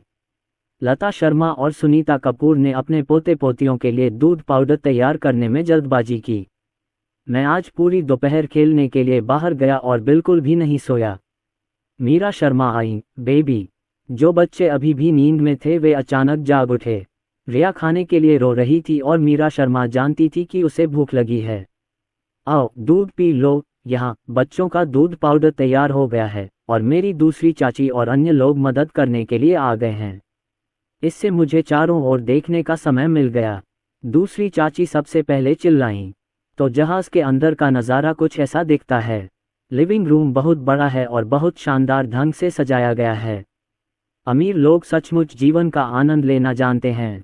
इसमें कोई आश्चर्य नहीं कि हर कोई अमीर बनना चाहता है। तीसरी चाची ने इधर उधर देखा और कहा, इसका किराया बहुत ज़्यादा होगा। लता शर्मा मुस्कुराईं और बोली, आज रात हम मीठी नदी के किनारे सैर कर सकते हैं और आसपास के रात के नज़ारे देख सकते हैं। ये बहुत अच्छा है। सुनीता कपूर ने मीरा शर्मा से पूछा, मीरा, जब मैं यहाँ आई थी तो मैंने राजेश कपूर और बाकी लोगों को नहीं देखा। वे कहाँ गए? मीरा शर्मा ने रिया का छोटा सा चेहरा खुजलाया। वे कुछ हॉट पॉट खरीदने गए और कहा कि वे यहाँ रात का खाना खाएंगे। दूसरी आंटी ने जल्दी से पूछा, क्या तुम जानते हो कि इस नाव को किराए पर लेने में कितना खर्च आएगा? इसी दौरान ईशान कपूर आए और बोले, हमने इसे किराए पर नहीं लिया बल्कि खरीदा है। सबने गहरी सांस ली। खरीदा, इसकी लागत क्या है? दूसरी चाची अब और बर्दाश्त नहीं कर सकी। राजेश कपूर ने इतना पैसा कितना कमाया होगा कि वह ये सब खरीद सके? ईशान कपूर ने ठंडी आवाज में कहा, आज तो उसने सबसे छोटे बेटे के लिए एक ऑफ रोड गाड़ी भी खरीद दी। बहुत अच्छी चलती है। कड़वा स्वर सुनकर दूसरी चाची ने बिना सोचे समझे कहा, अपने बेटे को भी एक खरीदने दो। ये तो मेरी दूसरी चाची द्वारा किया गया एक मजाक था। ईशान कपूर डर गए, क्या वो ऐसा करने को तैयार होगा? माहौल थोड़ा अजीब था, लेकिन सौभाग्य से देवेंद्र कपूर और विजय शर्मा स्ट्रॉलर लेकर आ गए। सुनीता कपूर ने पूछा, जियाओ जी को फ़ोन करो और उसे जल्द से जल्द वापस आने के लिए कहो। ठीक है, मैं ये करूँगा। अभी जब वह कॉकपिट के बारे में पूछ रहा था तो उसने ड्राइवर को ये कहते सुना कि नाव जल्द ही रवाना हो जाएगी। लेकिन जियाओ जी को उन्हें खोजने मत आने दो, क्योंकि वे पहले ही मेजियांग के केंद्र तक पहुंच चुके हैं। अरे जियाओ जी, तुम कहाँ हो? पिताजी, मैं अपने दोस्तों के साथ खाना खा रहा हूँ। मैं आज रात आपके साथ खाना नहीं खाऊंगा। कब तक लौटेगी? करीब 1 घंटा। अगर बहुत देर हो गई तो मैं घर चला जाऊंगा। वीडियो में मनीष कपूर एक रेस्टोरेंट में हैं। उनके बगल में जो सहपाठी आए थे वे सभी ऐसे लोग थे जिन्हें देवेंद्र कपूर ने पहले भी देखा था और उन्होंने उनके बेटे के साथ खेलकर अच्छा समय बिताया। शैक्षणिक प्रदर्शन भी बहुत अच्छा है। देवेंद्र कपूर ने कुछ नहीं कहा। जियो जी, पिताजी तुम्हें कुछ दिखाना चाहते हैं। कैमरा बदलते हुए देवेंद्र कपूर नौक की तस्वीरें लेते हैं। ये देख है, ये बैठक का कमरा है, ये शयन कक्ष है। मनीष कपूर और उनके सहपाठी दंग रह गए। हे भगवान, यह एक नौक है, एक हाउस बोट। एक अमीर व्यक्ति का जीवन कितना नीरस होता है। लिविंग रूम बहुत बड़ा और खूबसूरती से सजाया गया है। यहाँ से मीठी नदी के दोनों किनारों का दृश्य बहुत सुंदर है। मनीष कपूर ने पूछा, पापा आप लोग कहाँ हैं? मैं खाना नहीं खा रहा हूँ, मैं अभी यहीं आता हूँ। देवेंद्र कपूर ने पूछा, हम यहाँ ईस्ट कोस्ट 2 पर हैं, आप कहाँ हैं? मनीष कपूर ने एक पल सोचा और कहा, मेरा अनुमान है कि यह 20 मिनट में आ जाएगा। वेटर, बिल ले लो। उनके बगल में बैठे छात्र मनीष कपूर से विनती करने लगे। मनीष कपूर, हालांकि इस साल नए साल के दिन आपके घर जाकर मिलना अच्छा विचार नहीं है, फिर भी हम जाकर मिलना चाहते हैं। हाँ, हम फिल्म देखने के बाद चले जाएंगे। हम आपके पारिवारिक समारोह में खलल नहीं डालेंगे। मैं पहली बार नौक देख रहा हूँ। मैं भी जाना चाहता हूँ। मुझे भी अपने साथ ले चलो। मनीष कपूर ने देवेंद्र कपूर की ओर देखा। ये सहपाठी मनीष कपूर के साथ सबसे अच्छा खेलता है और यहाँ तक कि देवेंद्र कपूर भी उन्हें जानता है। ये सुनकर मना करना कठिन हो गया। अपने सहपाठियों को भी जल्दी से यहाँ ले आओ। तुम्हारा भाई और अन्य लोग शीघ्र ही वापस आ जाएंगे और हम रवाना हो जाएंगे। मनीष कपूर ने तुरंत जवाब दिया, पिताजी, मैं फ़ोन रख रहा हूँ। मैं आपको अपने फ़ोन पर पैसे दे दूंगा। देवेंद्र कपूर लिविंग रूम में लौट आए। सभी बच्चे सो गए हैं। मीरा शर्मा ने घुमक्कड़ को नीचे उतारा और उसे शिशुओं के लिए सोने की नाव के रूप में इस्तेमाल किया। सुनीता कपूर ने पूछा, जियाओ जी ने क्या कहा? जियाओ जी थोड़ी देर में अपने सहपाठियों के साथ आएगा। तुम उन सभी से मिल चुके हो। बच्चों को बैठाने के बाद महिलाओं ने नौक के भीतरी भाग का भ्रमण करना शुरू कर दिया। दूसरी चाची बड़बड़ाती रहीं, हे भगवान, ये सचमुच अमीर लोगों का जीवन है। ये कितना आनंददायक होगा। अगर मेरे पास ऐसी नौक होती तो उसके लिए मरना भी उचित होता। कम से कम मुझे इसका आनंद तो मिलता। मुझे सबसे छोटे परिवार से ईर्ष्या होती है। उनका बेटा अमीर है और उनकी बहू सुंदर और समझदार है। वे हमारे परिवार जैसे नहीं हैं। यह क्या है? एक रेफ्रिजरेटर। अरे, यह अभी भी चालू है। ये बिस्तर बहुत बड़ा है, अलमारी अच्छी है और यहाँ एक बाथरूम भी है। तीसरी चाची ने कुछ नहीं कहा, लेकिन उनकी नज़र वास्तविकता पर टिकी हुई थी। सुनीता कपूर फिर शिकायत करने लगी, ये बच्चा, ये पैसा किस पर खर्च कर रहा है? लता शर्मा मुस्कुराईं और बोलीं, मुझे लगता है कि यह नाव बहुत उपयोगी है। जब वे मुंबई लौटेंगे तो वे दक्षिणी न्यू डिस्ट्रिक्ट में जाकर समुद्र में खेल सकेंगे। सुनीता कपूर ने ताली बजाई, समुद्र में जाना, क्या अद्भुत अनुभव है। सुनीता कपूर को शुरू में उम्मीद थी कि उनका बेटा अपनी कमाई से आपातकालीन स्थिति के लिए पैसे बचा लेगा। उसने गरीबी के दिनों का अनुभव किया है और पैसे का महत्व जानती है। लेकिन चाहे उसका बेटा कोई भी निर्णय ले, भले ही वह उससे सहमत न हो, वह उसका साथ देगी। लता शर्मा ईर्ष्यालु थीं और इस बात पर विचार कर रही थीं कि क्या उन्हें अपने पति को अपना करियर मुंबई में ही केंद्रित करने देना चाहिए, या मिर्ची भी ठीक है। इस तरह मैं अपनी बेटी और दामाद का साथ दे सकूंगा। ऊपर से राजेश कपूर, जतिन कपूर और अन्य लोगों की आवाज़ें आईं। हर कोई विभिन्न आकार के बैग ले जा रहा था। बॉस ने सूखा बर्तन पैक किया और उन्होंने शराब का एक छोटा बर्तन खरीदा और धमाके के साथ लिविंग रूम में आ गए। मीरा शर्मा ने याद दिलाया, अपनी आवाज़ धीमी रखें, बच्चे अभी सो रहे हैं। राजेश कपूर सबसे पहले वहां से चले गए और यह सुनते ही उन्होंने तुरंत शिशुओं पर सुरक्षात्मक अवरोध कौशल का प्रयोग किया। चिंता मत करो, बच्चे इतनी गहरी नींद में सो रहे हैं कि वे जागेंगे नहीं। हाँ, इतना शोर होने के बावजूद भी बच्चे नहीं जागे। मैंने दिन के अधिकांश समय बच्चों को नहीं देखा। राजेश कपूर ये देखता है और वह चूमता है, वह इसके बारे में सोचना बंद नहीं कर सकता। जतिन कपूर, प्रणव कपूर, श्वेता और अन्य लोगों ने सब कुछ व्यवस्थित कर दिया। इस बार उन्होंने red wine, beer, white wine, soya दूध, जूस आदि भी खरीदे। वे सुपरमार्केट गए और कुछ नमक, फल आदि खरीदे। इसमें इतना समय लगा, इसमें कोई आश्चर्य नहीं।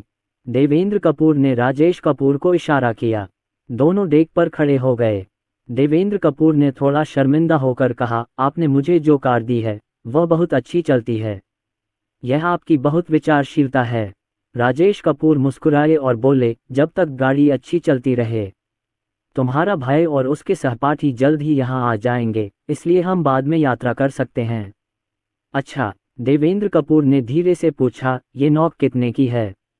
उन्होंने ये भी सोचा कि पहले नौकाएं पैसे की बर्बादी थी, तो फिर उन्हें क्यों खरीदा जाए। परिणामस्वरूप अन्य 3 लोगों ने उस पर स्प्रे कर दिया। अब जब हमारे पास नावें हैं तो हर कोई समुद्र में जाकर मौज मस्ती कर सकता है।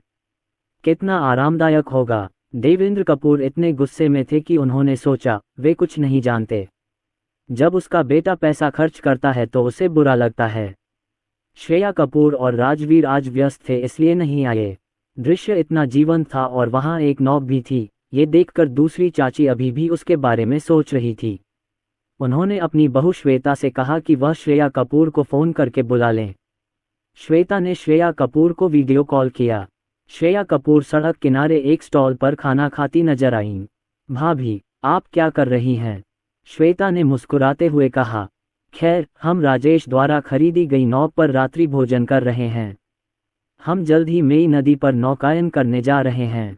ये पूर्वी तट पर पियद्दो पर है। आपको और राजवीर को वहां आना चाहिए। श्रेया कपूर ने पहले तो अपना मोबाइल फ़ोन मेज पर रख दिया था, लेकिन ये सुनते ही उन्होंने उसे उठा लिया। तुमने क्या कहा? कौन सी नौक? श्वेता ने अपना फ़ोन अपनी सास को देते हुए कहा, माँ, जाकर उनसे कह दो मैं यहाँ व्यस्त हूँ। दूसरी चाची ने फ़ोन लिया और कोने में खड़ी होकर कैमरे को लिविंग रूम की ओर कर दिया। राजेश कपूर ने सब कुछ लेकर एक यॉट खरीदा है। आज रात हम यहीं डिनर करेंगे। तुम और राजवीर ज़रूर आना। श्रेया कपूर ने अपने होंठ भींच लिए और एक पल के लिए हिचकिचाते हुए कहा, नहीं, मुझे यहाँ तक पहुँचने में लगभग आधा घंटा लग गया। अभी भी समय है। हम अभी भी जियाओ जी का इंतज़ार कर रहे हैं। वह और उसके दोस्त जल्द ही यहाँ आएंगे। श्रेया कपूर ने एक पल सोचा और कहा, ठीक है, मैं आती हूँ। जब श्वेता ने ये सुना तो उसके मुंह के कोने थोड़े से सिकुड़ गए। यहाँ सूखा बर्तन तैयार है। देवेंद्र कपूर ने सबका अभिवादन किया। खाओ खाओ खाओ। जियाओ जी और उसके सहपाठी पहले ही खाना खा चुके हैं और जियाउल्लाह ने भी खाना खा लिया है। हम उनका इंतज़ार नहीं करेंगे। विभिन्न स्वादों वाले 4 सूखे बर्तन एक साथ रखे जाते हैं, जिनके चारों ओर फल, पेय, जूस आदि रखे होते हैं। सभी लोग गोल मेज के चारों ओर बैठकर आनंद ले रहे थे। पहले खा लो, हम उनका इंतज़ार करेंगे। 10 मिनट से भी कम समय में जियाओ जी अपने 3 अच्छे दोस्तों के साथ आ गया। इतने सारे वयस्कों को देखकर भी वे अभी भी थोड़े संकोची थे, लेकिन वह बहुत मीठा बोलता है और सभी को चाचा, चाची, भाई और बहन कहता है। देवेंद्र कपूर ने हाथ हिलाकर कहा, जियो जी, अपने सहपाठियों को साथ में खाना खाने के लिए ले आओ। जियाओ जी ने सिर हिलाया, हम खाना खा चुके हैं। तुम लोग खा लो, फिर हम घूमकर देखेंगे। ठीक है, सावधान रहना। जियाओ जी और उसके सहपाठी एक झटके में भाग गए। मनीष कपूर के दोस्त बड़ों द्वारा सुन लिए जाने के डर से धीमी आवाज में बात कर रहे थे। भैया, वह सुंदर लड़का तुम्हारा भाई है ना? वह इतना सुंदर कैसे हो गया? ये सही है। जब मैं हाई स्कूल में नया छात्र था तब मैं एक बार भाई जी के घर गया था। ये बहुत बड़ा बदलाव है। तुम्हें कुछ नहीं पता। मैं अब एक अमीर आदमी हूँ, इसलिए जाहिर है मेरा व्यवहार पहले से अलग है। खैर, ये बात तो सही है। तुरंत ही वे तीनों ये सब देखकर आश्चर्यचकित हो गए। जब मैं बड़ा हो जाऊंगा तो मैं अमीर बनना चाहता हूँ और ऐसी ही एक आलीशान नौक खरीदना चाहता हूँ। फिर मैं आप लोगों को उस पर सवारी करने के लिए आमंत्रित करूंगा। अमीरों की खुशी सचमुच हमारी कल्पना से परे है। मैं कड़ी मेहनत से पढ़ाई करना चाहता हूँ, एक अच्छे विश्वविद्यालय में प्रवेश लेना चाहता हूँ और बहुत सारा पैसा कमाना चाहता हूँ। जियो जी को लगता है कि इससे कोई फर्क नहीं पड़ता कि वह कॉलेज जाता है या नहीं, क्योंकि उसका भाई हमारे विपरीत बहुत अमीर है। मनीष कपूर यह सुनकर खुश नहीं हुए। यह महत्वपूर्ण क्यों नहीं है? मैं एक प्रतिष्ठित विश्वविद्यालय में प्रवेश पाने के लिए कड़ी मेहनत करने जा रहा हूँ। मेरे भाई के पास पैसा है, लेकिन वह अब भी उसका है। एक आदमी को अपनी सफलता के लिए खुद लड़ना चाहिए। मेरे पिताजी को देखो, फिर मेरे भाई को देखो, उनमें से प्रत्येक ने कड़ी मेहनत से सफलता हासिल की है। उसके भी तो आदर्श और लक्ष्य हैं, है ना? ये सुनकर कई लोगों ने भी ऐसा ही किया। मैं भी कड़ी मेहनत कर रहा हूँ। अरे, भाई जी इतने अमीर होने के बावजूद भी वो इतनी मेहनत करते हैं। हमारे पास कड़ी मेहनत न करने का कोई कारण नहीं है। क्या आपने यह नहीं सुना कि दुनिया में सबसे डरावनी बात यह है कि जो आपसे बेहतर है वह आपसे अधिक मेहनत करता है? ये सही है। वरिष्ठ वर्ष का दूसरा सेमेस्टर लगभग आ गया है, चलो पूरी ताकत लगा दें। उधर राजवीर और श्रेया कपूर भी आ गए। जैसे ही श्रेया कपूर ऊपर आई, उनकी आंखें चौड़ी हो गईं। हे भगवान, ये तो एक नौक है। मैंने अपने जीवन में पहली बार कोई निजी नौक देखी है। अधिक से अधिक उसने एक स्पीड बोट ली है और पैसे लेकर वह आपको आधे घंटे के लिए जियांगशान घुमाएगी। दूसरी चाची ने उसे इशारा करके कहा, आओ कुछ खा लो। श्रेया कपूर ने राजवीर को अपनी दूसरी मौसी के पास बैठाया और राजवीर प्रणव कपूर के बगल में बैठे। बैठते ही श्रेया कपूर खड़ी हो गईं और बोली, मैं जाकर देखती हूँ कि नीचे क्या है। थोड़ी देर बाद ऊपर आकर श्रेया कपूर ने राजेश कपूर से पूछा, राजेश कपूर, आपने इस नौक के लिए कितना भुगतान किया? कई मिलियन। श्रेया कपूर बैठ गईं और बोली, हम तुलना नहीं कर सकते, हम तुलना नहीं कर सकते। राजेश कपूर उठे और कुछ फल, खरबूजे के बीज, पेय पदार्थ और नमक लेकर आए। इसे कॉकपिट और मनीष कपूर के पास ले आओ। अब खुलने का समय हो गया है। ठीक है, इसे तुरंत खोलो। मनीष कपूर के सभी सहपाठी खुश हुए और उन्होंने उत्साहपूर्वक राजेश कपूर को धन्यवाद दिया। राजेश कपूर ने मुस्कुराते हुए कहा, इतना ही काफ़ी नहीं है कि ऊपर आकर ले लो। अभी भी बहुत कुछ बाकी है। उनमें से एक मोटा आदमी जल्दी से बोला, बस बहुत हो गया। इस समय हल्का कंपन महसूस किया गया। वे उत्साह से डेक की ओर दौड़े। ये खुला है, ये खुला है। राजेश कपूर वापस बैठ गए। सभी लोग खिड़की के सहारे झुककर मीठी नदी का रात्रि दृश्य निहार रहे थे। ये पहली बार है जब मैंने नाव से रात का दृश्य देखा है। ईशान कपूर काफी भावुक हो गए।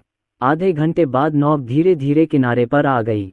हर कोई जाने को अनिच्छुक था, लेकिन देर हो रही थी। मैंने अपना सामान पैक किया और घर जाने की तैयारी की। राजेश कपूर बिल चुकाने के लिए कॉकपिट में गए। हमें अगले कुछ दिनों में आपकी ज़रूरत पड़ सकती है। क्या आप हमें तब फ़ोन कर सकते हैं? ड्राइवर ने जल्दी से कहा, बॉस, मैं नए साल पर कहीं नहीं जा रहा हूँ। आप मुझे कभी भी ऑर्डर कर सकते हैं। राजेश कपूर ने उन्हें 1 घंटे की अतिरिक्त मजदूरी दी। ठीक है, जब मुझे तुम्हारी ज़रूरत होगी मैं तुम्हें फ़ोन करूँगा। नव वर्ष की शुभकामनाएं। धन्यवाद बॉस, मैं पैसे ले लूँगा। मैं भी आपको नव वर्ष की शुभकामनाएं देता हूँ। राजेश कपूर मीरा शर्मा को जगाने के लिए बेडरूम में गए। प्रिय, हम घर जा रहे हैं। मीरा शर्मा ने आंखें मलते हुए कहा, सच में? क्या हम वापस जा रहे हैं? ठीक है, माँ और मैं बच्चों को ऊपर ले जाएंगे। उठो। मीरा शर्मा को अचानक कुछ सूझा। प्रिय, क्या हम सुमित कपूर और अन्य लोगों को लाल लिफाफे नहीं देंगे? अगर आपने मुझे नहीं बताया होता तो मैं इसके बारे में सोचता ही नहीं। वे अभी तक नहीं गए हैं, तो लाल लिफाफा कहाँ है? मेरे हैंडबैग में। सुमित कपूर के लाल लिफाफे पर एक गुड़िया है और बाकी सभी पर हैप्पी न्यू ईयर लिखा है। ठीक है, मैं समझ गया। मीरा शर्मा का हैंडबैग सोफे पर था और राजेश ने चुवान चुवान का हैंडबैग अलग से निकाला। शालिनी कपूर, यह जियाओवन का लाल लिफाफा है। बहन यान, यह आपके बच्चे के लिए लाल लिफाफा है। दोनों लाल लिफाफों में 2000 रुपये थे। शालिनी कपूर को अचानक लगा कि 1000 रुपये वाला लाल लिफाफा देना थोड़ा शर्मनाक है, लेकिन कोई और रास्ता नहीं था। राजेश ने अपना लाल लिफाफा निकाला तो उसने भी निकाल लिया। शालिनी कपूर ने 2000 रुपये का लाल लिफाफा दिया। आखिर उनके 4 बच्चे हैं। जैसे ही उन दोनों ने लाल लिफाफे को छुआ, उन्हें पता चल गया कि यह बड़ी रकम है। इस समय तीसरी चाची ने एक लाल लिफाफा निकाला जिसमें 800 रुपये थे। मेरी दूसरी चाची ने भी 800 रुपये पैक किए थे। इस बात पर वे दोनों सहमत हो गए। सभी ने सुमित कपूर को 200 रुपये का एक लाल लिफाफा दिया। सभी लोग नौक से उतर गए। मेरी चाची ने कहा, कल रात के खाने के लिए मेरे घर आओ। हम पहले भी हमेशा बाहर ही रहे हैं, इसलिए नए साल के दौरान तुम्हारे मनोरंजन के लिए हमारे पास कोई जगह नहीं है। आज मैं आपका मनोरंजन करने के लिए सबसे छोटे बच्चे का पुराना घर उधार ले लूँगा। सब लोग कल आओ। मेरी चाची के अनुसार वह लगभग 70 वर्ष की हैं और अभी भी उनके पास जीने के लिए कुछ वर्ष और हैं। हर बार जब हम मिलेंगे, हम एक दूसरे से कम मिलेंगे। चंद्र नववर्ष के पहले दिन के बाद लोग रिश्तेदारों और मित्रों से मिलने जाते हैं। मुझे अपनी तीसरी चाची, दूसरी चाची और रूईगे के परिवार से मिलना है। जब तक प्रत्येक परिवार अपना भोजन समाप्त कर लेता है, तब तक नया साल समाप्त हो जाता है। प्रवीण कपूर ने सुझाव दिया, तो चलो कल बड़ी बहन के घर खाना खाने चलते हैं और परसों मेरे घर आकर बारी बारी से खाना खाते हैं। किसी की कोई राय नहीं है। बाहर तेज हवा चल रही थी, इसलिए राजेश ने बच्चों की सुरक्षा के लिए सुरक्षात्मक अवरोध का इस्तेमाल किया, अन्यथा उन्हें सर्दी लग सकती थी। लेकिन मीरा शर्मा और अन्य लोगों को पता नहीं चला और वे बच्चों को लेकर तेजी से चल पड़े। राजेश कपूर ने मनीष कपूर के सहपाठियों को घर छोड़ने का फैसला किया। रात काफ़ी हो चुकी है और अगर मैं सभी को एक एक करके घर नहीं भेजूं तो मुझे बेचैनी महसूस होगी। पिताजी, मैं ये कार चलाऊंगा, आप आर.वी. चलाए। देवेंद्र कपूर ने आज खूब मौज मस्ती की, तो फिर वह अपने बेटे से कार चलाने के लिए क्यों झगड़ेंगे? मनीष कपूर के सहपाठी ने कहा, वाह, ये कार बहुत बढ़िया है। मनीष कपूर ने पूछा, पिताजी, क्या आपने ये खरीदा? मुझे पैसे कहाँ से मिलेंगे? तुम्हारे भाई ने मेरे लिए खरीदे हैं। ये कार बहुत बढ़िया है। इसे चलाना निश्चित रूप से आनंददायक है। जब मैं स्नातक हो जाऊंगा तो मैं एक ऑफ रोड वाहन खरीदूंगा और उसे पहाड़ी सड़कों पर चलाऊंगा। मुझे अपने साथ ले चलो, मुझे भी शामिल कर लो। राजेश कपूर मुस्कुराए और पैसेंजर सीट पर बैठ गए। मनीष कपूर, क्या तुम मेरे साथ मेरे सहपाठियों को विदा करने चलोगे या घर जाओगे? बेशक, एक साथ। कार में बैठे कई बच्चों ने इसे देखा, छुआ और इसे सुंदर कहा। कोई भी व्यक्ति ऑफ रोड वाहन के घातक आकर्षण का विरोध नहीं कर सकता। माँ, पिताजी, पत्नी, हम पहले निकल रहे हैं। राजेश कपूर ने उनका अभिवादन किया और गाड़ी चलाकर चले गए। नेविगेशन मार्ग निर्धारित करें और उन्हें एक एक करके घर भेजें। भाई, मुझे नेविगेशन सिस्टम की ज़रूरत नहीं है, मुझे पता है कि वहाँ कैसे जाना है। अच्छा, ऑफ-रोड वाहनों का दृश्य क्षेत्र विस्तृत होता है, चेसिस ऊंचा होता है और सड़क पर वे बहुत बड़े दिखते हैं। रात में भी राजेश इस कार को चलाते समय लोगों का ध्यान आकर्षित करते हैं। मनीष कपूर अपने सहपाठियों के साथ बातचीत कर रहे थे। चंद्र नव वर्ष के 7वें दिन के बाद शुरू होने वाली कक्षा के बारे में बात करना। हमारी कक्षा का छोटा स्टूल इस साल विदेश में अपने रिश्तेदारों से मिलने गया है। वह टॉयलेट में लेटा हुआ रोज व्हाट्सएप पर मूवमेंट्स पोस्ट कर रहा है। हाँ, वह चाहता था कि पूरी दुनिया को पता चले कि वह विदेश में है। उसने क्लास ग्रुप में फ़ोटो भी पोस्ट की थी। उसे दिखावा करना बहुत पसंद है। वह छोटी छोटी बातें भी सबको बताना चाहता है। हाँ, उस दिन उसने ग्रुप में एक फ़ोटो पोस्ट की और गलती से ऐसा दिखावा किया। क्या तुम लोगों को इसके बारे में पता था? मुझे पता है, मुझे पता है। ये क्लास चापलूसों से भरी है। हाँ, मैं अपना गुस्सा कैसे रोक सकता हूँ? मैंने हमारे भाई जी के लाल लिफाफे का एक इमोटिकॉन बनाया और उसे ग्रुप चैट में पोस्ट कर दिया, जिससे वह अवाक रह गया। मनीष कपूर को उम्मीद नहीं थी कि वह तरबूज खुद ही खा लेंगे। तुम मुझे अपने साथ क्यों ले जा रहे हो? भाई जी, मैंने उस समय इस बारे में ज़्यादा नहीं सोचा था। मैं तो बस उसे इतना घमंडी होने के लिए नाराज़ करना चाहता था। मनीष कपूर का बिगड़ा चेहरा देखकर उन्होंने पूछा, अब गुस्सा तो नहीं करोगे? मनीष कपूर ने अपना सिर हिलाते हुए कहा, अगली बार ऐसा मत करना। ठीक है, मैंने उसे ब्लॉक कर दिया है। राजेश बिना कुछ बोले चुपचाप गाड़ी चला रहा था। उनकी बातें सुनकर मैं अपने हाई स्कूल के दिनों की याद करने से खुद को रोक नहीं पाया। आज के हाई स्कूल के बच्चों की तुलना में वे बहुत सरल हैं। मैंने कभी प्रतिस्पर्धा या दिखावे के बारे में नहीं सोचा और मुझे अमीर और गरीब के बीच के अंतर की कोई अवधारणा नहीं है। यहाँ केवल अच्छे और बुरे ग्रेड की अवधारणा है। मुझे प्रतिदिन अंतहीन होमवर्क करना पड़ता है और कक्षाओं में जाना पड़ता है, और यह कहना कोई अतिशयोक्ति नहीं है कि मैं थक गया हूँ। बड़े भाई, राजेश कपूर ने उस पर नज़र डाली और उन्हें एहसास हुआ कि उन्हें ही बुलाया जा रहा है। क्या आपके पास व्हाट्सएप है? हम एक दूसरे को मित्र के रूप में जोड़ सकते हैं। राजेश कपूर ने सिर हिलाया। ठीक है, मनीष कपूर आपको इसकी सिफारिश करेंगे।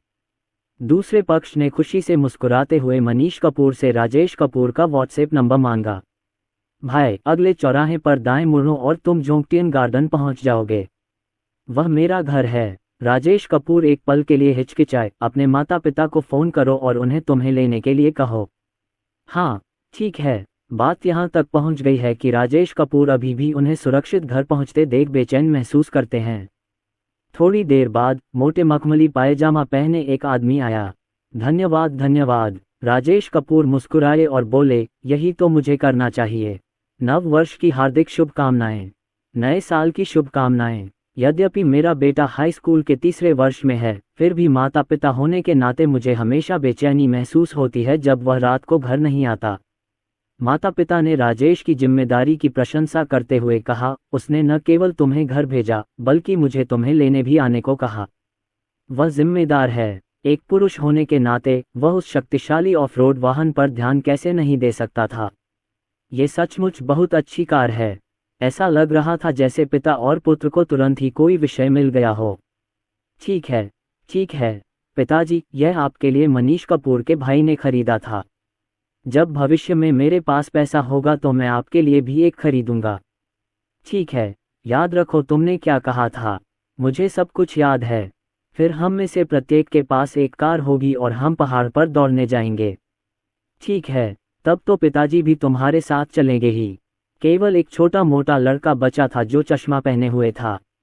आप कहाँ रहते हैं? जिचेन पैलेस। जिचेन पैलेस की कीमत सस्ती नहीं है। मेरठ में इसे एक आलीशान घर माना जाता है जहां जमीन का एक एक इंच हिस्सा बहुत कीमती है।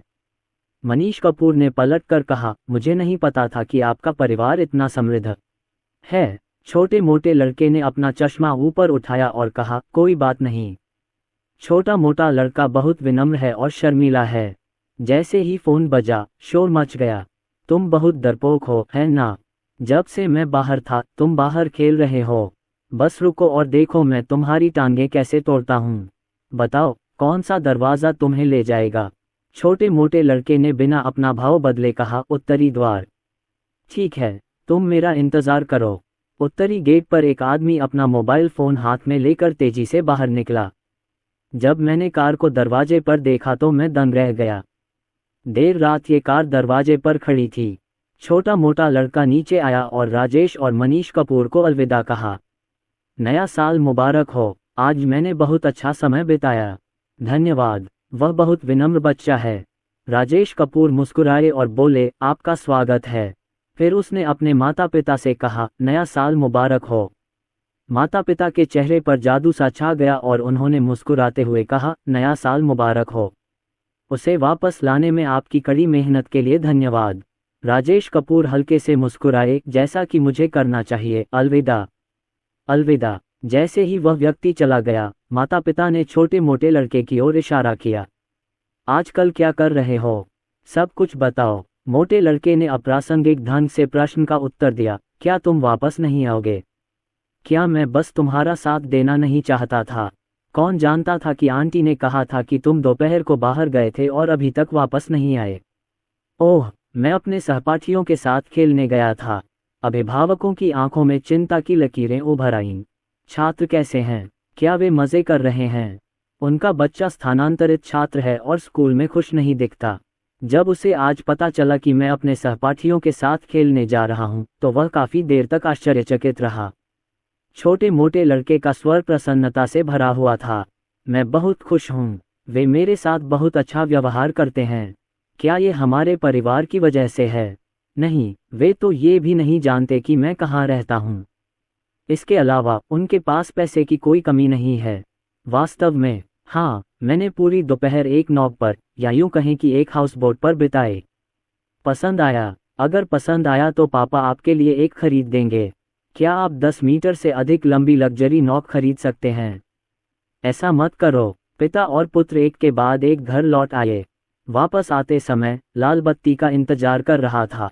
इसी समय एक चांदी की कार पास में रुकी और दोनों भाई बातें कर रहे थे। हाय छोटे भाई, राजेश कपूर ने आवाज की दिशा में देखा तो एक खूबसूरत महिला सिल्वर रंग की कार की यात्री सीट पर बैठी हुई थी। वह सुंदर है, लेकिन मीरा शर्मा जितनी सुंदर नहीं। सुंदरी ने मधुर मुस्कान के साथ कहा, क्या मैं आपको व्हाट्सएप पर जोड़ सकती हूँ? मैं आपकी मित्र बनना चाहती हूँ। इसी समय लाल बत्ती हरी हो गई और राजेश कपूर ने एक्सीलेटर दबा दिया। कार तेजी से चली गई, रात की हवा में सुंदरता को बिखरा हुआ छोड़कर। कितने दुख की बात है, इतने सुंदर आदमी के पास इतनी सुंदर कार है। मुझे समझ नहीं आया, इसलिए गुस्सा आया। मनीष कपूर ने सुंदरी के स्तब्ध भाव को देखा और अपनी हंसी नहीं रोक सके। अपनी भाभी से इस बारे में बात मत करना, राजेश कपूर ने उसे चेतावनी दी। क्यों, ऐसा नहीं हुआ? राजेश ने आह भरते हुए कहा, महिलाएं हमसे अलग सोचती हैं। हम सोचते हैं कि यह कुछ भी नहीं है, लेकिन महिलाओं के लिए गोलबंदी का मतलब है कि कुछ हो सकता है। उनके विचार बहुत जटिल होते हैं और कभी कभी आप समझ ही नहीं पाते कि वे क्या सोच रहे हैं। मनीष कपूर एक पल के लिए हिचकिचाए। मेरी भाभी काफ़ी विचारशील लगती हैं और उन्हें उस तरह का व्यक्ति नहीं होना चाहिए। राजेश कपूर कुछ सेकंड के लिए चुप हो गए, लेकिन आपकी भाभी भी तो एक औरत हैं। मनीष कपूर ने सिर हिलाकर संकेत दिया कि वह समझ गए हैं। जहां तक तुम्हारी बात है, मैंने सुना है कि तुम दोनों बचपन से ही एक दूसरे से प्यार करते हो। क्या ये सच है? मनीष कपूर शर्मा गए। हालांकि क्लास में बहुत से लोग प्यार में हैं, लेकिन मैं नहीं हूँ। सच में, तुम बहुत सुंदर हो, लेकिन तुम्हें प्यार नहीं हुआ। मनीष कपूर ने शर्माते हुए कहा, वे मुझे पसंद करते हैं, लेकिन मैं उन्हें पसंद नहीं करता। मेरा डेस्क में एक प्यार में है, उसके ग्रेड गिर रहे हैं और उसकी प्रेमिका के कारण उसका व्यक्तित्व काफ़ी बदल गया है। मुझे ऐसा लगता है कि जो भी मुझसे डेट करना चाहता है, वह मेरे ग्रेड गिराना चाहता है। उनके इरादे निश्चित रूप से बुरे हैं। राजेश कपूर हंसने से खुद को रोक नहीं पाए। क्या आपको कोई लड़की पसंद है? मनीष कपूर ने झिझकते हुए कहा, हाँ, वह हमारी कक्षा में अव्वल छात्रा है। ओह, यह एक अच्छी लड़की है। ऐसा कहा जा रहा है कि अगले सप्ताह उन्हें मुंबई विश्वविद्यालय में दाखिला मिल जाएगा। राजेश कपूर यह नहीं भूले थे कि वह भी मुंबई विश्वविद्यालय जाना चाहते थे। क्या यह उनकी वजह से है? वास्तव में नहीं, मैं बस एक उत्कृष्ट व्यक्ति बनना चाहता हूँ, ऐसा व्यक्ति जो उत्कृष्ट महसूस करता हो। राजेश कपूर मुस्कुराए और कुछ नहीं बोले। अगले दिन परिवार के नाश्ता करने के बाद सुनीता कपूर ने कहा, आपकी चाची ने हमें रात के खाने पर आने के लिए कहा है, तो चलो सब चलें। लता शर्मा और विजय शर्मा कुछ कहने ही वाले थे कि सुनीता कपूर मुस्कुराईं और बोलीं, चलो सब चलें। मेरी सबसे बड़ी बुआ का देवेंद्र कपूर के साथ सबसे अच्छा रिश्ता है। मेरी चाची हमेशा इस छोटे भाई के बारे में सोचती रहती हैं, चाहे कुछ भी हो जाए। कल रात दंपत्ति ने कहा कि जब भी उन्हें समय मिलेगा वे अपनी बड़ी बहन शुभम कपूर से मिलने उनके घर जाएंगे। देवेंद्र कपूर ने कहा कि वह आर.वी. में सवारी नहीं करना चाहते, बल्कि वह ऑफ रोड वाहन चलाना चाहते हैं। पिताजी, मैं आपके साथ जाना चाहता हूँ। चाची से मिलने जाने से पहले मुझे घुमाने ले चलो। देवेंद्र कपूर ने हंसते हुए कहा, ठीक है, मैं भी यही सोच रहा था। विजय शर्मा ने हल्की खांसी की और कहा, मुझे भी शामिल कर लो। इसलिए वे तीनों जल्दी चले गए।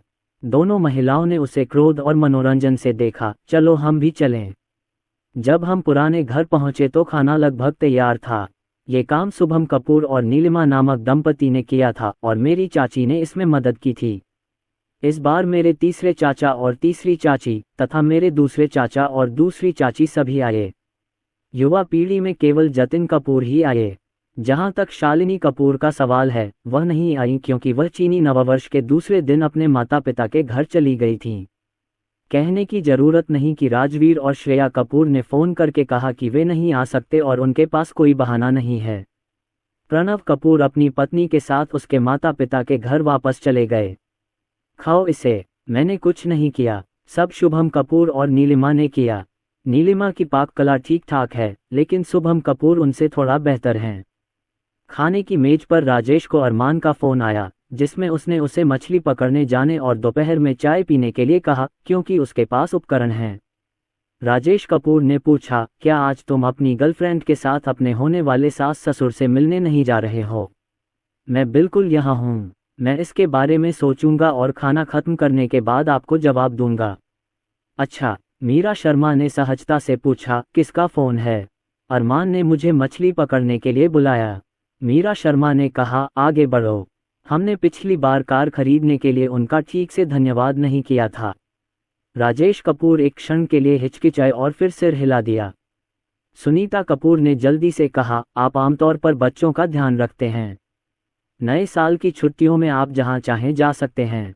हम आपका ध्यान रखेंगे। लता शर्मा ने यह भी कहा, आप मुंबई में रहते हैं और अक्सर यहां नहीं आते, इसलिए अपने दोस्तों के साथ संपर्क बनाए रखना अच्छा है। जो व्यक्ति दिन भर घर पर रहकर बच्चों की देखभाल करता है, उसे भी सामाजिक दायरे की आवश्यकता होती है।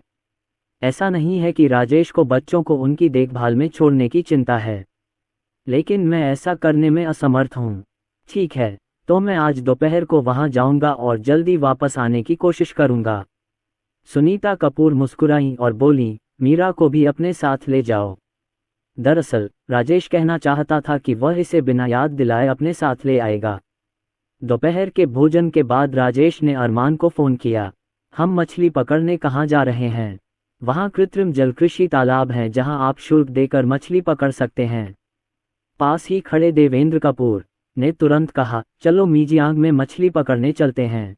जंगली मछलियों का इस्तेमाल हमारे पोते पोतियों के लिए सूप बनाने में सबसे अच्छा होता है। सुनीता कपूर ने भी तुरंत कहा, हाँ, जंगली पौधे बेहतर होते हैं, कृत्रिम रूप से पाले गए पौधे नहीं। अरमान उनकी बातचीत सुनकर हैरान रह गया। अगर आप मेजियांग में मछली पकड़ना चाहते हैं तो आपको एक नाव की ज़रूरत होगी। मैं देखता हूँ कि क्या मैं एक नाव किराए पर ले सकता हूँ, लेकिन मुझे नहीं लगता कि मैं इसे किराए पर ले पाऊंगा। अभी चीनी नववर्ष है और हर कोई जश्न मना रहा है। मैं अपनी तरफ से पूरी कोशिश करूंगा। राजेश कपूर ने अपनी नौक के बारे में सोचा, किराए की कोई ज़रूरत नहीं, मेरे पास नाव है। अरमान थोड़ा उलझन में था। तुम्हारे पास नाव है? ईस्ट कोस्ट पियर 2 पर मेरा इंतज़ार करो। जाने से पहले मुझे फ़ोन करो। ओह अच्छा। फ़ोन रखने के बाद ईशान कपूर ने अपनी चॉपस्टिक नीचे रखी और पूछा, क्या आप और आपके दोस्त मछली पकड़ रहे हैं? राजेश कपूर उसकी बात समझ गए। दूसरे अंकल, क्या आप हमारे साथ आ रहे हैं? कल रात मैंने बताया था कि धूप में मछली पकड़ना अच्छा रहता है और आज का दिन सचमुच बहुत अच्छा है। ईशान कपूर ने हंसते हुए कहा, मेरे पास मछली पकड़ने की कई छड़ें और चारा है। मैं अभी जाकर उन्हें ले आता हूँ। मेरा इंतज़ार करो। कुछ साल पहले वह लंबे समय तक बीमार रहे, इसलिए जब उनके पास करने को कुछ नहीं था तो उन्होंने अन्य बूढ़े लोगों से मछली पकड़ना सीखा। इसकी शुरुआत एक मनोरंजक गतिविधि के रूप में हुई, लेकिन यह एक शौक में बदल गई। मछली पकड़ने वाली छड़ियों की कीमत भी कुछ दर्जन रुपए से बढ़कर कई सौ रुपए हो गई। वह खाना खाने भी नहीं गया और जूते बदलने के लिए दरवाजे पर चला गया। मेरा इंतज़ार करो, ज़्यादा से ज़्यादा आधा घंटा, राजेश कपूर ने गुनगुनाया। विजय शर्मा ने हल्की खांसी की और कहा, अच्छा, मेरे लिए भी एक मछली पकड़ने वाली छड़ी लाओ। ईशान कपूर ने देवेंद्र कपूर और प्रवीण कपूर से पूछा कि कौन बचा है। चलो साथ में मछली पकड़ने चलते हैं। मेजियांग में मछली पकड़ना आरामदायक है और हो सकता है कि आप बड़ी मछली पकड़ लें। प्रवीण कपूर भी उत्सुक थे, चलो साथ चलते हैं। यद्यपि वह मछली पकड़ने में अच्छे नहीं थे, फिर भी इस प्रवृत्ति का अनुसरण करने में उनकी रुचि पर कोई असर नहीं पड़ा। देवेंद्र कपूर ने पहले कभी मछली नहीं पकड़ी थी, यहाँ तक कि शौकिया तौर पर भी नहीं। मैं आमतौर पर काम में व्यस्त रहता हूँ, इसलिए मेरे पास मछली पकड़ने जाने के लिए फुर्सत नहीं होती। लेकिन चूंकि वहाँ बाकी सभी लोग मौजूद थे, इसलिए मुझे थोड़ा अकेलापन महसूस हुआ। चलो, मैं भी चलता हूँ। पुरुषों की तो सारी व्यवस्था हो गई है, लेकिन महिलाओं का क्या? सुनीता कपूर ने उनसे पूछा, हमारा क्या होगा? हमें क्या करना चाहिए? राजेश कपूर ने सुझाव दिया, क्यों न हम नॉब पर जाएं और बारबेक्यू करें या एक छोटा सा हॉटपॉट बनाएं। कई लोगों से इस पर चर्चा करने के बाद उन्हें लगा कि यह संभव है। मेरी दूसरी चाची ने हंसते हुए कहा, तुम युवाओं को बारबेक्यू पसंद है, इसलिए हम एक छोटा सा हॉटपॉट बनाएंगे। क्योंकि यह एक पुराना जिला है, इसके पीछे एक खुला कृषि और व्यापार बाजार है। कुछ लोग चीनी नववर्ष के दूसरे दिन भोजन भी खरीदते हैं। इसकी कीमत सामान्य कीमत से 2 या 3 गुना अधिक है। ग्रिल्स की बात करें तो मेरी तीसरी बुआ जतिन कपूर पहले भी ग्रिल कर चुकी हैं। आप सब्जियां खरीदने के बाद ग्रिल ले जा सकते हैं। जब तक मैंने सामान पैक किया, 2 घंटे बीत चुके थे। अरमान और उसकी गर्लफ्रेंड बर्थ नंबर 2 पर इंतजार कर रहे थे। दूर से मैंने राजेश कपूर को लोगों के एक बड़े समूह के साथ आते देखा। भोजन, ग्रिल और पोर्टेबल इंडक्शन कुकर लेकर चलते हुए अरमान थोड़ा उलझन में था। इस तरह के स्थान पर बारबेक्यू करना प्रतिबंधित है। क्या राजेश ने गलती से सोचा कि यह जगह बारबेक्यू परोस सकती है? राजेश आपको संक्षिप्त परिचय देंगे। यह अरमान है, मेरा पूर्व हाई स्कूल सहपाठी, और यह उसकी प्रेमिका सुप्रिया है। नमस्ते चाचा और चाची। समूह बातें करते और हंसते हुए नॉब पर चला गया। अंत में अरमान और सुप्रिया पीछे रह गए।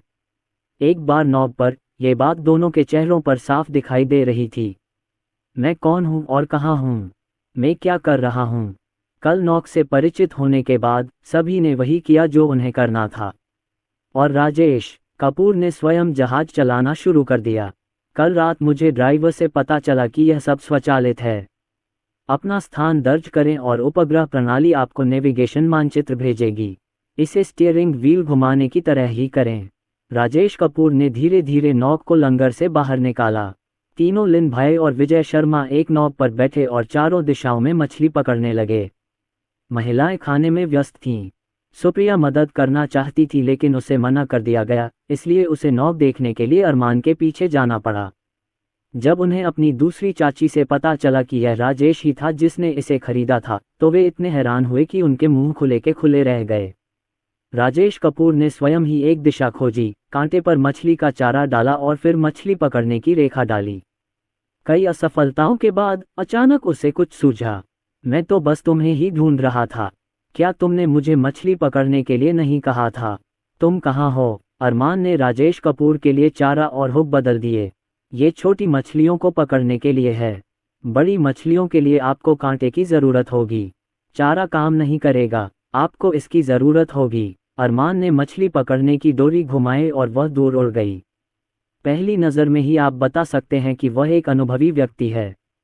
राजेश कपूर मछली पकड़ने वाली छड़ी लेकर छोटे स्टूल पर बैठ गए। इस समय देवेंद्र कपूर, जो मछली पकड़ने के बारे में कुछ नहीं जानते थे, बस अपने कान खड़े करके काफी देर तक सुनते रहे। अरे बेटा, क्या तुम मुझ पर एक एहसान कर सकते हो और इसमें मेरी मदद कर सकते हो? कोई बात नहीं चाचा। अरमान ने राजेश के बगल वाली स्थिति चुनी। वह असल में राजेश कपूर के साथ मनोरंजन के लिए मछली पकड़ने जाना चाहते थे। मुझे उम्मीद नहीं थी कि इतने सारे लोग आएंगे और इतना बड़ा हंगामा खड़ा कर देंगे। मुझे राजेश और उसके शांत स्वभाव के बारे में भी पता चला। ये व्यक्ति स्पष्टतः मेरी ही उम्र का है, फिर भी वह मुझसे कहीं अधिक सफल है। अरमान को बहुत असहज महसूस हुआ। कुछ ही देर बाद राजेश कपूर के हाथ में मछली पकड़ने वाली छड़ी हिलने लगी। मछली पकड़ी गई। अरमान ने जल्दी से राजेश कपूर को पोल खींचने में मदद की। वाह, यह मछली बड़ी होगी। जब मैंने उसे बाहर निकाला तो देखा कि वह एक ग्रास कार्प था जिसका वजन लगभग 3 किलोग्राम था। अन्य लोग जल्दी से वहां पहुंचे। हाँ, ये काफी बड़ा है। सुनीता कपूर ने रसोई के बर्तन निकाले और पूछा, राजेश कपूर, आप पकाओगे या मैं बनाऊं? उसके बेटे की ग्रिल्ड मछली सबसे अच्छी है। मैं इसे करूंगा। राजेश ने कांटे बदले और बच्चों के लिए कुछ छोटी मछलियां पकड़ने की तैयारी की। प्रवीण कपूर और अन्य लोगों को बहुत ईर्ष्या हुई जब उन्होंने राजेश कपूर को मछली पकड़ते देखा। वे मछली पकड़ने के लिए और अधिक दृढ़ हो गए। खासकर देवेंद्र कपूर, उनका चेहरा कोशिश करने के लिए उत्सुक दिख रहा था। नदी में मछली पकड़ते समय सभी को जल्द ही कुछ न कुछ मिल गया। राजेश कपूर ने 5 या 6 मछलियां पकड़ी, जिनमें से अधिकांश ताड़ के आकार की ब्रीम मछलियां थीं। ये बच्चों के लिए मछली का सूप बनाने के लिए पर्याप्त है। मैं बच्चों के लिए मछली का सूप बनाने रसोई में जा रही हूँ। अरमान वास्तव में राजेश कपूर के साथ मछली पकड़ने नहीं जाना चाहता था। वह निवेश के लिए पैसे की तलाश में आया था। वह राजेश कपूर के पीछे गया और देखा कि राजेश कपूर ने चाकू उठाया और वार किया। उसने मछली के छिलके उतार दिए और चतुराई से उसकी आंतें निकाल दीं। फिर तेल में दोनों तरफ सुनहरा भूरा होने तक तलें, फिर पानी में उबालें। फिर उसने उसे पुनः देखा। राजेश कपूर ने लगभग 3 पाउंड वजन की जीवित मछली को 1 मिनट से भी कम समय में पतली पट्टियों में काट दिया। अरमान ने जो देखा उससे दंग रह गया। ये वाकई अद्भुत था। वह अचानक राजेश कपूर को ऐसे घूरने लगा जैसे उसे कोई खजाना मिल गया हो। राजेश कपूर, 1 मिनट के लिए बाहर आओ, मैं तुमसे कुछ बात करना चाहता हूँ। राजेश कपूर ने हाथ मुंह धोए और अरमान के साथ डेक पर चले गए। उन्होंने एक सिगरेट निकाली और राजेश कपूर को देते हुए कहा, ओह, मैं तो भूल ही गया, आप सिगरेट नहीं पीते। उसने गहरी सांस ली। उसका चेहरा अत्यंत गंभीर था। राजेश कपूर, मैंने इस बारे में अपने परिवार से बात की है। मैं मेटफिस्ट में व्यवसाय शुरू करने के लिए स्कूल से अस्थायी अवकाश ले रहा हूँ। उन्होंने मुझे स्टार्टअप फंड के रूप में $300,000 दिए, जो मूल रूप से एक मकान के लिए अग्रिम भुगतान के रूप में था। मैं आज आपके पास ये पूछने आया हूँ कि क्या आपके पास कोई अच्छा सुझाव है। यदि कोई उपयुक्त परियोजना होगी तो हम मिलकर उसमें निवेश कर सकते हैं। उसने अपना सिर घुमाया और राजेश कपूर को जलती आंखों से देखा। मैं सोच रहा था कि क्या करूं, लेकिन जब मैंने तुम्हें अभी मछली मारते देखा तो मुझे पता चल गया कि तुम बहुत अच्छे खाना बनाते हो। क्या हम साथ मिलकर एक फिश हॉटपॉट रेस्तरां खोलें? मुझे लग रहा है कि मैं कुछ पैसे कमा लूंगा। ये पूर्वाभास और अधिक प्रबल होता गया। अरमान की उत्तेजना का सामना करते हुए राजेश की प्रतिक्रिया बहुत शांत थी। मुझे इस बारे में सोचने दो। अरमान की आंखों में उत्सुकता की ज्वाला धीरे धीरे गायब हो गई। ठीक है, इसके बारे में सोचो। राजेश के पास पैसे की कमी नहीं है, तो वह क्या सोच रहा है? बेशक, इस बात पर विचार करें कि क्या आप पर भरोसा किया जा सकता है। आखिरकार दोनों कई वर्षों के बाद फिर से मिले थे, इसलिए यह आश्चर्य की बात नहीं थी कि उसे खुद पर भरोसा नहीं था। राजेश कपूर मुस्कुराए और बोले, तुम्हारी चाची एजेंट तो नहीं है? जाकर पूछो कोई ठीक ठाक दुकान है क्या। अरमान खुश हुआ और बोला, मैं अभी फ़ोन करके पूछूंगा। राजेश की कार्रवाई से पता चलता है कि इस मामले में संभावना है। जब अरमान फ़ोन पर बात कर रहा था, राजेश ने देवेंद्र कपूर से कहा, पिताजी, मेरे साथ आइए, मुझे आपसे कुछ कहना है। देवेंद्र कपूर उनके ठीक बगल में थे और कान लगाकर भी सब कुछ सुन सकते थे। बेडरूम में राजेश कपूर सहयोग के लिए कपूर परिवार के अपने साथियों को बुलाना चाहते थे। पिताजी, आपके अनुसार कौन उपयुक्त है? जिन लोगों से पूछताछ की गई उनमें केवल राजवीर, प्रणव कपूर और जतिन कपूर शामिल थे। देवेंद्र कपूर ने गंभीरता से अपनी ठुड्डी रगड़ी। भाई रूही, तुम्हारा कोई मुकाबला नहीं है। तुम उसके साथ साझेदारी में हो और तुम्हें उसकी इच्छा के अनुसार काम करना होगा। तुम्हारा दोस्त उसे कतई पसंद नहीं करेगा। राजवीर थोड़ा सुस्त है और श्रेया कपूर के शामिल होने से भविष्य में तुम दोनों के बीच बहुत बहस हो सकती है। केवल जतिन कपूर बचा है। देवेंद्र कपूर ने एक क्षण सोचा और कहा, वह कोशिश कर सकते हैं। आपने पिछले कुछ दिनों में उसमें आए बदलाव देखे हैं। पहले वह बिल्कुल अलग इंसान था और अब उसने अपनी कई बुरी आदतें बदल ली हैं। आखिरकार तुम्हारे चाचा और चाची बिगड़ गए हैं, लेकिन उनका स्वभाव अभी भी अच्छा है। वे बस मजे कर रहे थे। उन्होंने कोई गड़बड़ नहीं की, न ही कोई परेशानी खड़ी की। वे अब भी समझदार थे। जो देवेंद्र कपूर मानते हैं वही राजेश कपूर भी मानते हैं। उस दिन जब हम सूखा हॉटपॉट खरीदने गए तो जतिन कपूर ने उनसे बात की। वह अब निर्माण स्थल पर काम नहीं करना चाहता और एक अच्छा करियर ढूंढना चाहता है। इससे कोई फर्क नहीं पड़ता कि अंत में आपको सफलता मिलेगी या नहीं, आपको अपनी युवावस्था में ही अपना सर्वश्रेष्ठ प्रयास करना चाहिए। उनके दोनों बेटों ने उन्हें जीवन में तात्कालिकता का एहसास दिलाया। ऐसा लग रहा था कि वह अपने दूसरे बेटे के जन्म का इंतजार करने के लिए बहुत उत्सुक थे, लेकिन उनके पास समय या पैसा नहीं था। इसलिए वह इस मौके की तलाश में था। राजेश कपूर बेडरूम से बाहर आया। शुभम कपूर, नीलिमा और मीरा शर्मा ने पहले ही ग्रिल करना शुरू कर दिया है। इसकी सुगंध मेरी नाक में पहुंची और इसे सूंघने मात्र से ही मुझे भूख लग गई। यहाँ का छोटा हॉटपॉट अधिक सुविधाजनक है। एक बार जब साइड डिश तैयार हो जाए तो हॉटपॉट सामग्री को कुछ देर तक धीमी आंच पर पकाकर खाया जा सकता है। लता शर्मा और सुनीता कपूर बच्चों को गिलफिश सूप पिला रही हैं। इसे तब तक उबाला जाता है जब तक कि ये दूधिया सफ़ेद न हो जाए और इसकी खुशबू अच्छी न आने लगे। राजेश कपूर ने जतिन कपूर को बुलाया और कहा, इधर आओ, मुझे तुमसे कुछ कहना है। जतिन कपूर एक पल के लिए चुप हो गए। तुरंत अरमान ने अपनी भाभी से पहले ही अपॉइंटमेंट ले लिया है और वह कल घर देखने जा सकता है। राजेश कपूर मुस्कुराते हुए बोले, पहले खा लो। हमारे यहाँ हॉट पॉट और बारबेक्यू है। यह इस पर निर्भर करता है कि तुम क्या खाना चाहते हो। अरमान को पता था कि हॉट पॉट पर सहयोग करना कोई बड़ी समस्या नहीं थी। मुझे समझ नहीं आ रहा कि राजेश कपूर की और क्या योजना है। सब इधर उधर चले गए। कभी मैं हॉट पॉट खाता हूँ, कभी बारबेक्यू खाता हूँ। मेरी दूसरी चाची, जिन्होंने कभी बारबेक्यू नहीं खाया था, ने मानो एक नया महाद्वीप खोज लिया हो। अरे, ये ग्रिल्ड चिकन विंग्स बहुत स्वादिष्ट हैं। फूल गोभी भी बहुत स्वादिष्ट है। दूसरी चाची तो खाना बंद ही नहीं कर सकीं। इसमें कोई आश्चर्य नहीं कि आप युवाओं को बारबेक्यू इतना पसंद है, इसका स्वाद बहुत अच्छा होता है। सब लोग उस पर हंसे, उसकी खुशबू बहुत अच्छी थी। खाना लगभग खत्म हो गया था, तभी जतिन कपूर आ गया। दूसरी आंटी ने मजाक किया, तुम बिल्कुल सही समय पर आए हो। अभी भी कुछ बचा है।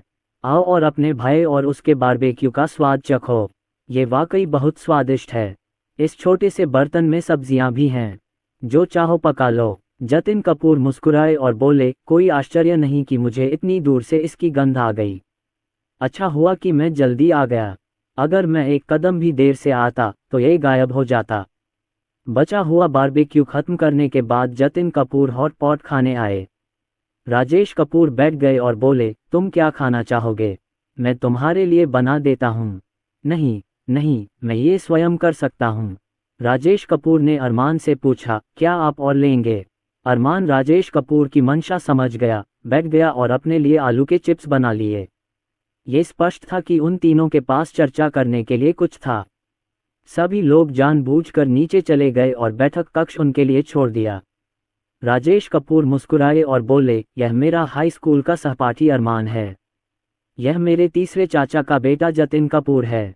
अरमान ने उनका अभिवादन किया, नमस्ते भाई जून। जतिन कपूर ने अपनी चॉपस्टिक नीचे रख दी और कहा, मुझे भाई जून कहना बहुत औपचारिक होगा। मुझे बस मेरा जून कहो। तो फिर मुझे अनमिन कहो। एक दूसरे को जानने के बाद राजेश काम पर लग गया। अनमिन ने मुझसे कहा कि वह 300,000 रुपये का निवेश करना चाहता है और मेरे साथ मिलकर एक फिश हॉटपॉट रेस्तरां खोलना चाहता है। आप जानते हैं कि मैं मुंबई में हूं और मैं वहां बैठकर कुछ नहीं कर सकता, इसलिए मैं चाहता हूं कि आप मेरे साथ आएं। जतिन कपूर खुश हुए और जल्दी से सिर हिलाकर कहा, मैं भी शामिल हो जाऊंगा। वह राजेश कपूर की कारीगरी से परिचित हैं। मुझे ये भी पता है कि प्रिया ने एक रेस्तरां खोला है और राजेश ही खाना बनाना सिखाता है। हम प्रतिदिन हजारों का कारोबार करते हैं।